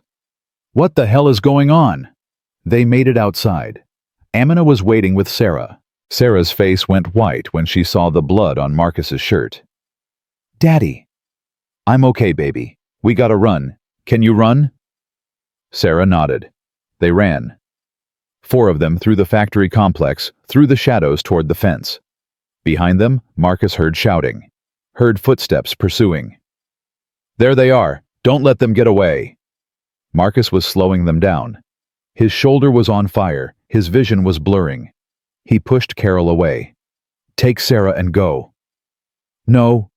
"Carol, I'm shot. I can't keep up. You have to get her out of here. We're all getting out of here. Amina appeared on his other side. Together, the two women half-carried, half-dragged Marcus toward the fence. Sarah was crying, running ahead of them. They heard a gunshot. The bullet pinged off a metal beam near Sarah's head. She screamed. "Keep running, baby!" Marcus yelled. "Don't stop!" They reached the fence. Amina pushed Sarah through first, then helped Carol get Marcus through. On the other side, they could see Marcus's car 2 blocks away. "Almost there," Carol panted. "Just a little further." Marcus's legs gave out. He went down hard on the pavement. Carol and Amina tried to lift him, but he was dead weight. "Go," he told them. "Get Sarah to the car. Call the police. I'll hold them off." "With what?" Carol demanded. "You can barely stand." Behind them, DeShaun and his men were coming through the fence. "There's nowhere to run, Marcus," DeShaun called out. "Just give it up." Sarah ran back to her father, throwing her arms around him. "Daddy, get up. Please get up." Marcus looked at his daughter's terrified face and found strength he didn't know he had. He forced himself to his feet, leaning heavily on Carol. "Okay," he gasped. "Okay, let's go." They made it another half block. DeShaun and his men were closing the distance. 50 yards, 40, 30. Then they heard sirens. Red and blue lights flooded the street as 3 police cars screamed around the corner. The cops must have been monitoring the Amber Alert, must have heard the gunshots, must have put 2 and 2 together. DeShaun stopped running. He and his men tried to scatter, but the cops were already out of their cars, weapons drawn. "Detroit police, get on the ground now." DeShaun looked at Marcus one last time. Even from 30 yards away, Marcus could see the hatred in his cousin's eyes. Then DeShaun got on his knees and put his hands behind his head. Marcus collapsed. He didn't remember hitting the ground. He just remembered Sarah's face above him crying, and Carol's voice telling him to stay awake, and the sound of sirens getting louder. Then everything went black. He woke up in a hospital bed. White walls, white ceiling, the smell of antiseptic. His shoulder was bandaged and throbbing with pain. He tried to sit up and immediately regretted it. "Easy," a voice said. Marcus turned his head. Sarah was curled up in a chair next to his bed, asleep. Carol was in another chair on his other side, also asleep. Amina was awake reading a book. "What happened?" Marcus croaked. Amina set down her book and smiled. "You got shot, but the bullet went through clean. No permanent damage. The doctors said you were very lucky." "Where's DeShaun?" "In jail. Him and his friends. They're charging them with kidnapping, assault with a deadly weapon, a bunch of other things. He's not getting out this time." Marcus closed his eyes, relief washing over him. "Sarah, is she okay?" "She's fine. Scared but fine. The police talked to her. The doctors checked her out. DeShaun didn't hurt her physically. He just wanted to scare you." It worked. Amina reached over and squeezed his hand. "You were very brave. You all were. I was terrified." Bravery isn't the absence of fear, Marcus. It's doing what needs to be done despite the fear. You saved your daughter. We saved her. You and Carol and me. We did it together. Carol stirred in her chair and opened her eyes.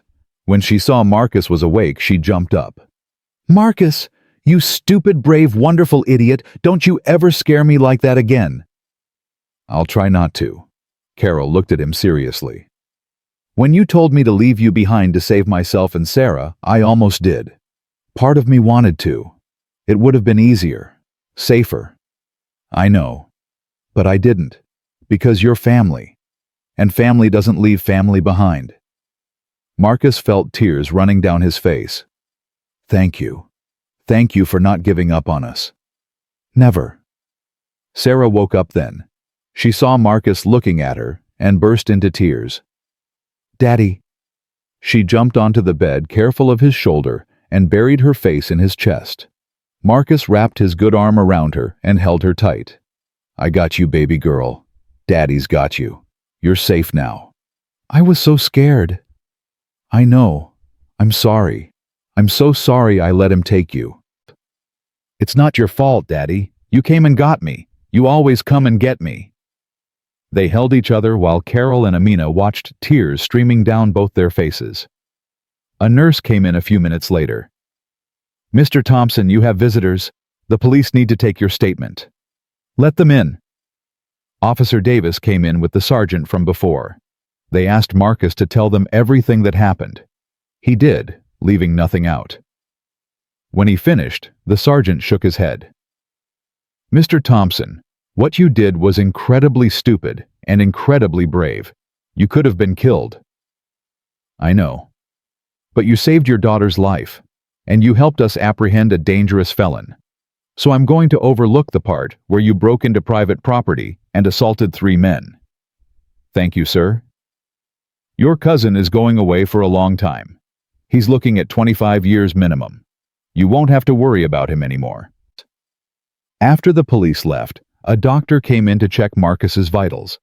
He said Marcus could probably go home tomorrow if there were no complications. "Home," Marcus repeated. "I don't have a home.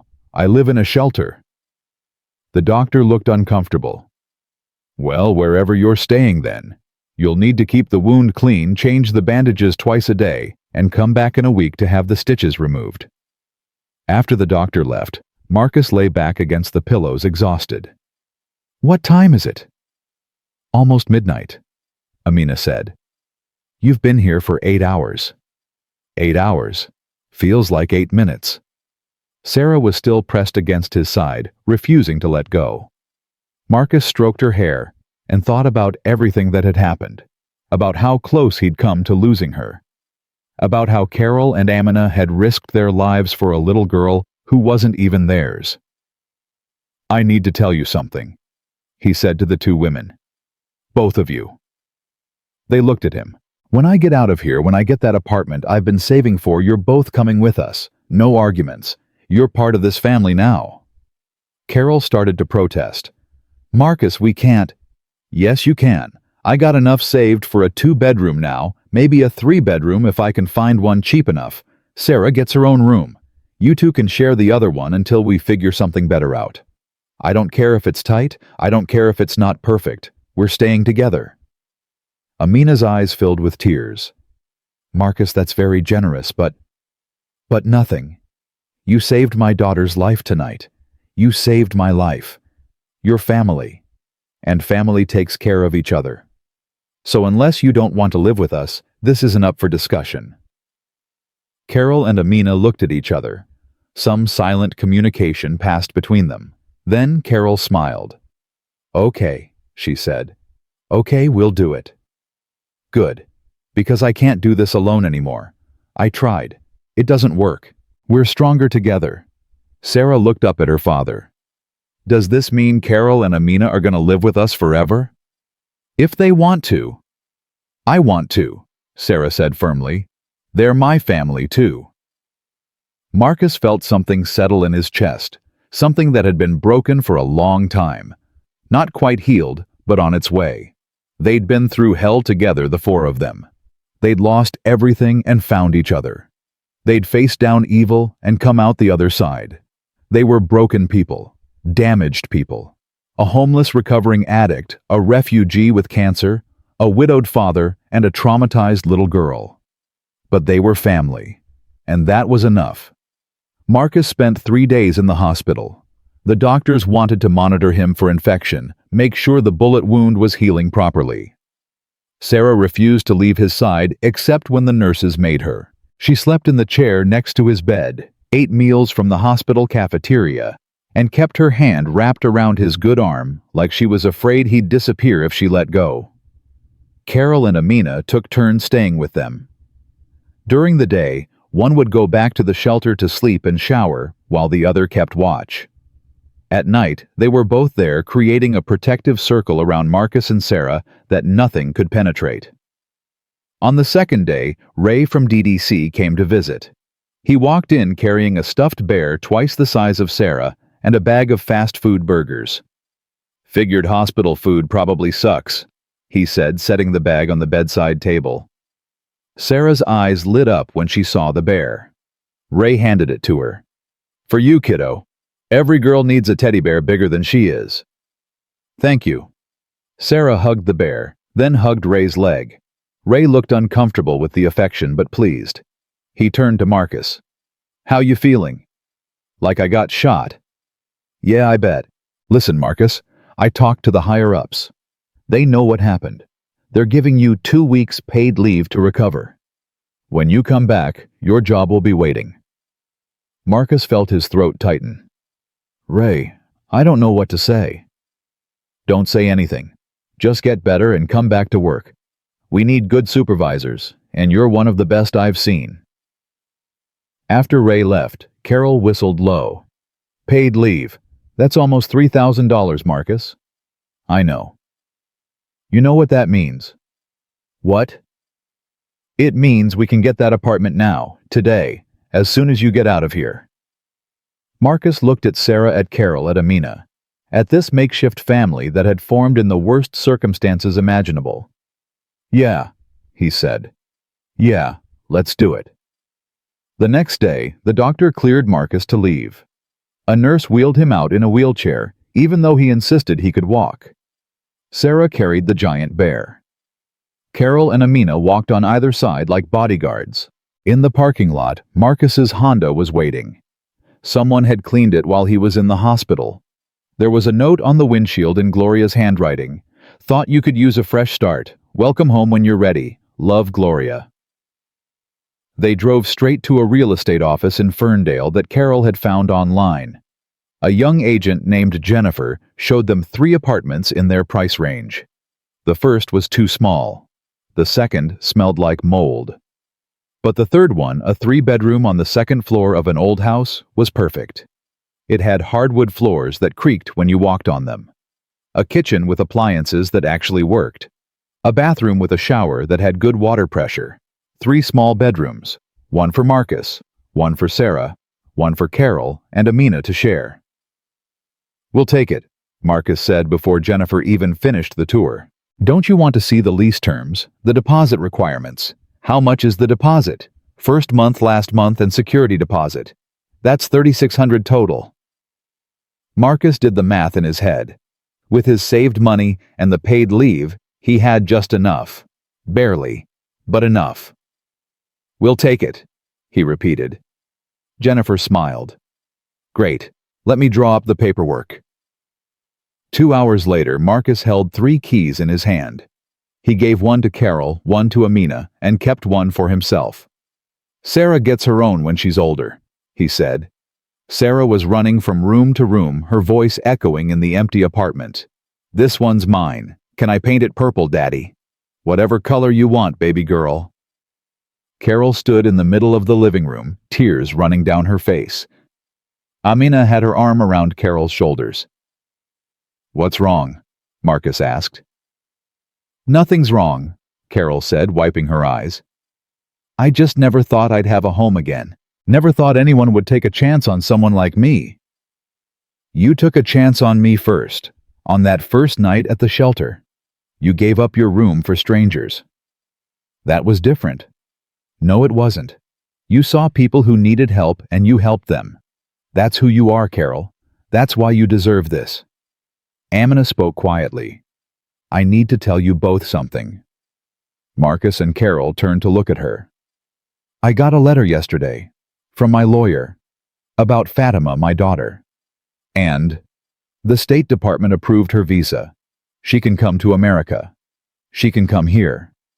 Amina's voice broke on the last word. Carol hugged her tight.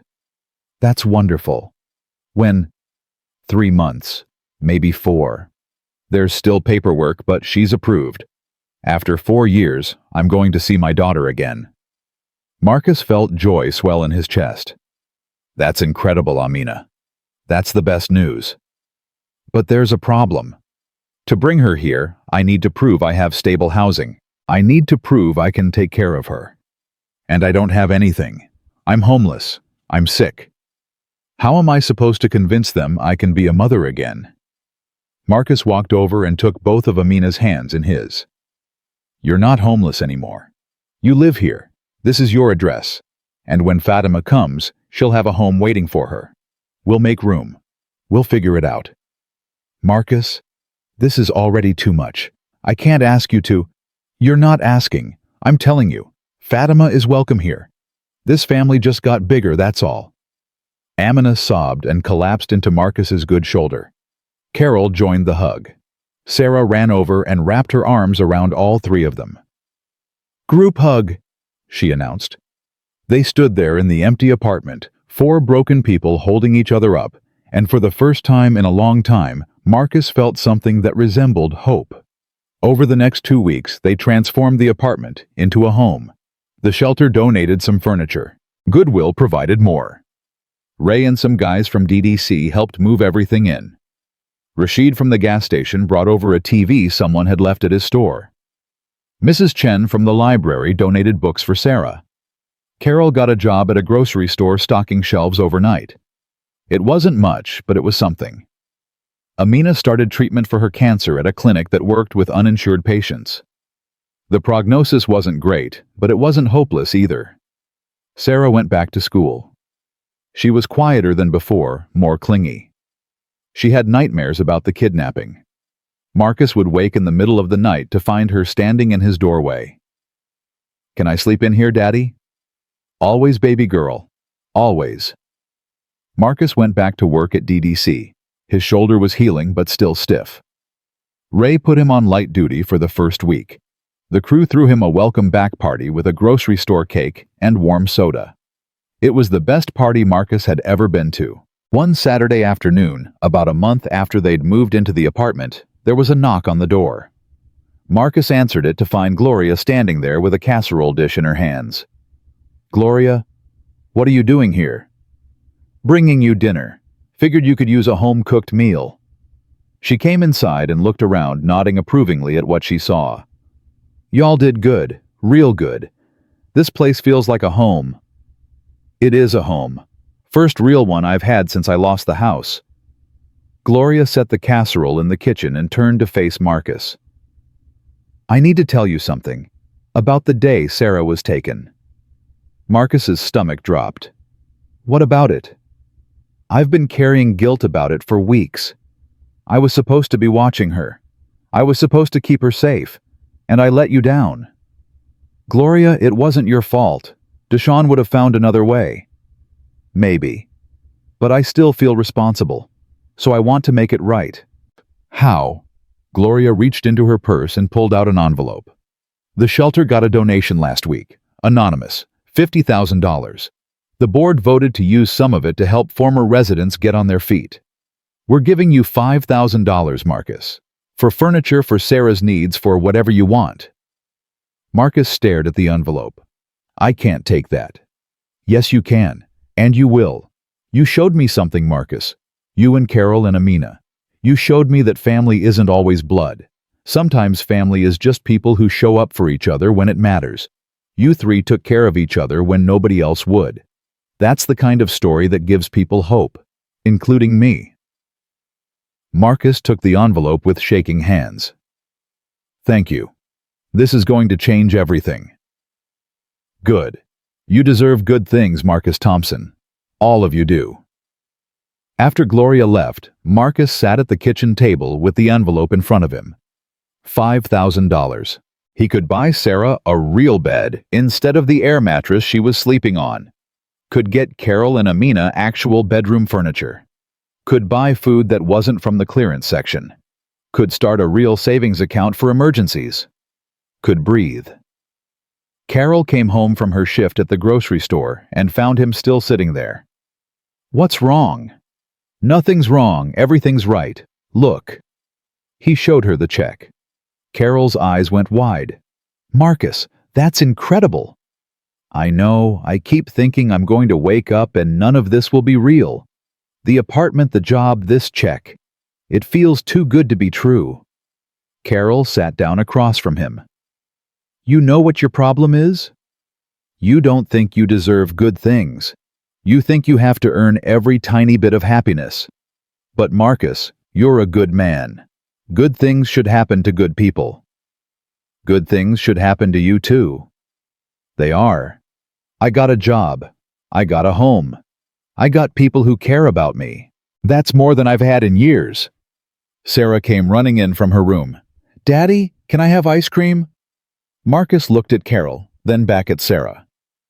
You know what? Yeah. Let's all go get ice cream, right now. They piled into the car, picked up Amina from the clinic, and drove to a Dairy Queen. They sat in a booth and ate sundaes and laughed at Sarah's jokes and didn't talk about the past or worry about the future. They just existed in that moment together, and it was enough. 2 months later, Carol came home with news. She'd been going to Narcotics Anonymous meetings, part of her custody battle to get Tommy back. Her lawyer thought she finally had a shot. The hearing is next week, she told Marcus. They're going to decide if I'm stable enough to have supervised visits. You're going to get him back, Marcus said with certainty. You don't know that. Yes, I do. Because you're not the same person who lost him. You're stronger. You're clean. You have a home and a job and a support system. Any judge with eyes can see that.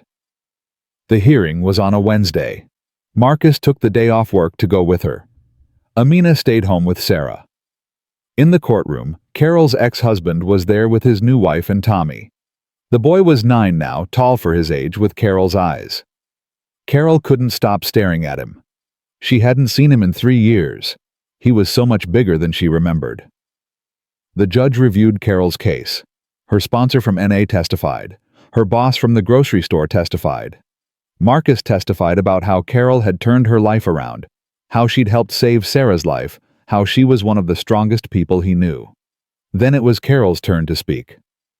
Your Honor, she said, her voice shaking. I know I made mistakes. I know I hurt my son. I know I don't deserve another chance. But I'm asking for one anyway. Not for me. For Tommy. Because he deserves a mother who's present, who's healthy, who can show him that people can change. I can't give him back the years I lost. But I can give him a future, if you'll let me. The judge was quiet for a long moment. Then she spoke. Ms. Patterson, I've reviewed your file extensively. Your recovery is impressive. Your housing situation is stable. Your employment is consistent. Against my better judgment, I'm going to grant supervised visitation. 2 hours twice a week with a social worker present. If that goes well for 6 months, we'll reassess.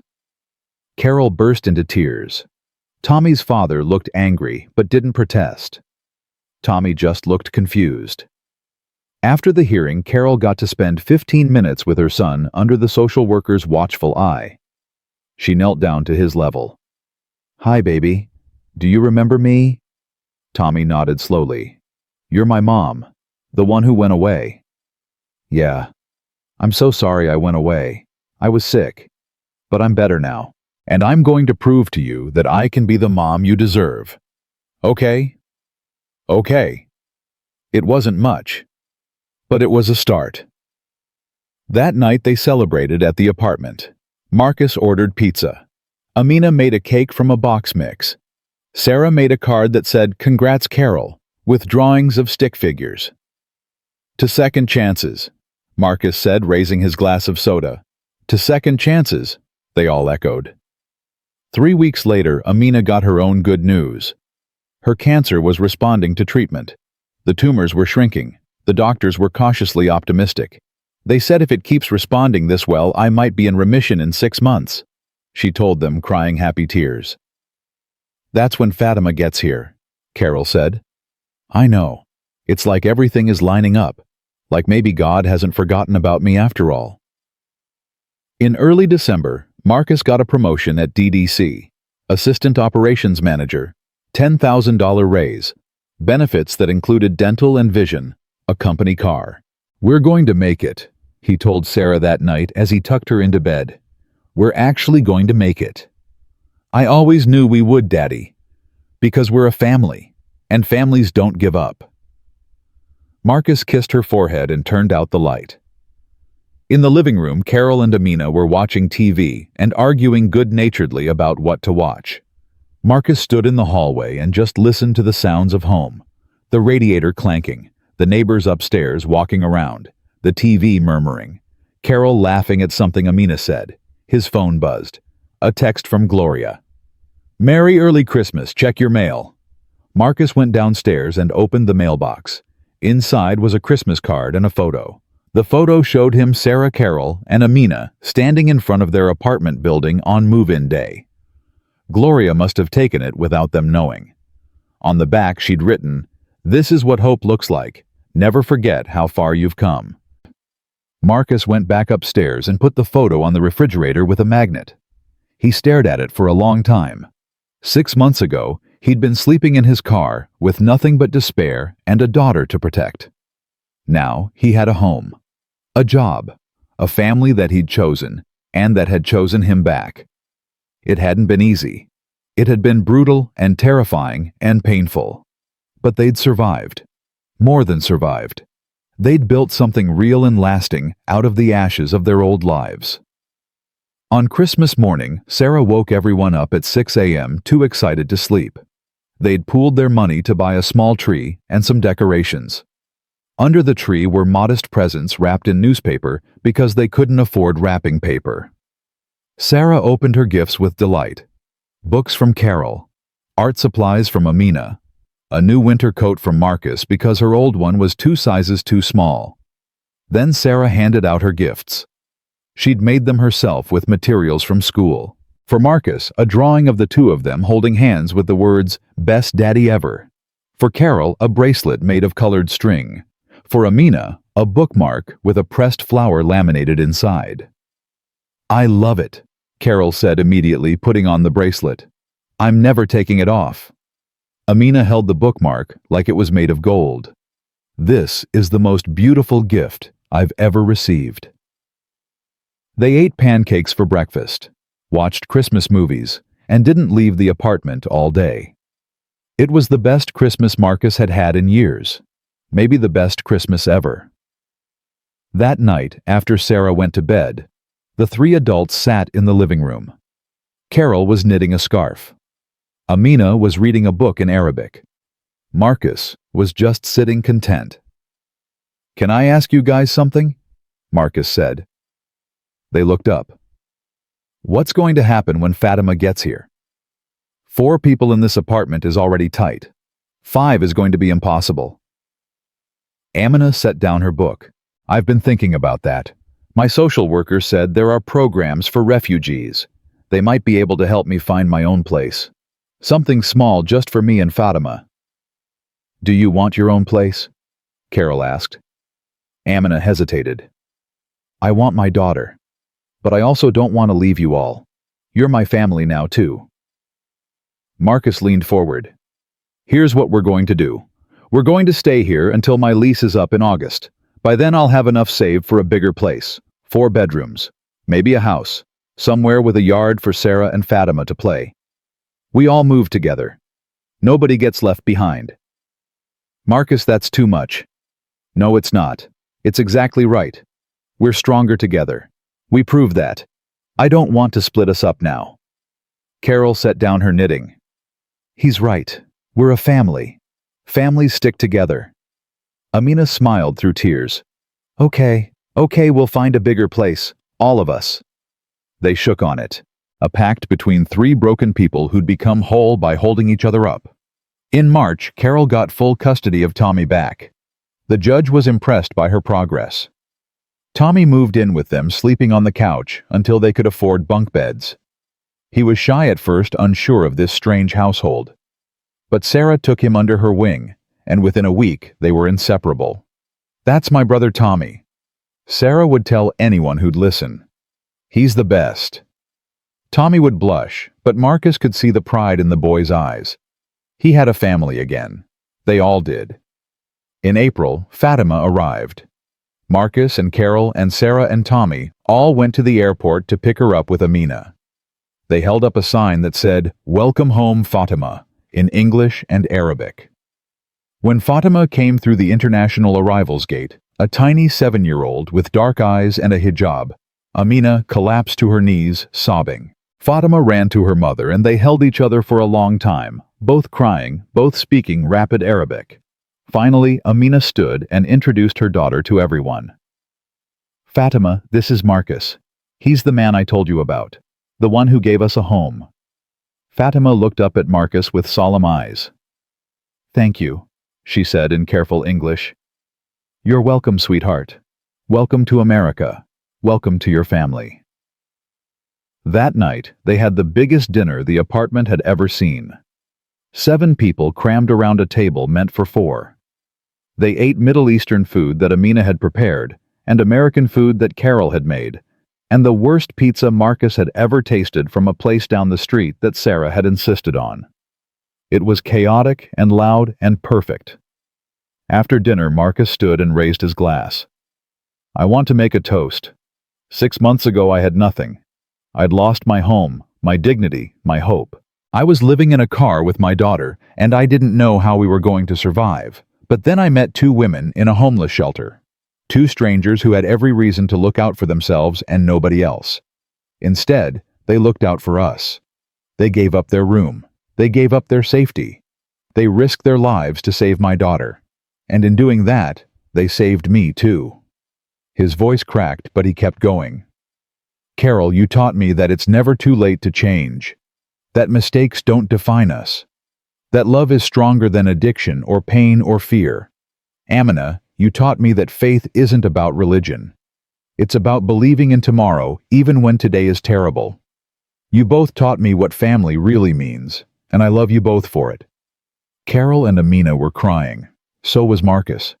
So was everyone except the kids, who were mostly just confused about why all the adults were emotional. "To family," Marcus finished. "Not the one we're born with, but the one we choose." "To family," everyone echoed. They drank their sodas and juice boxes, and the moment passed. The kids went to play. The adults cleaned up dinner.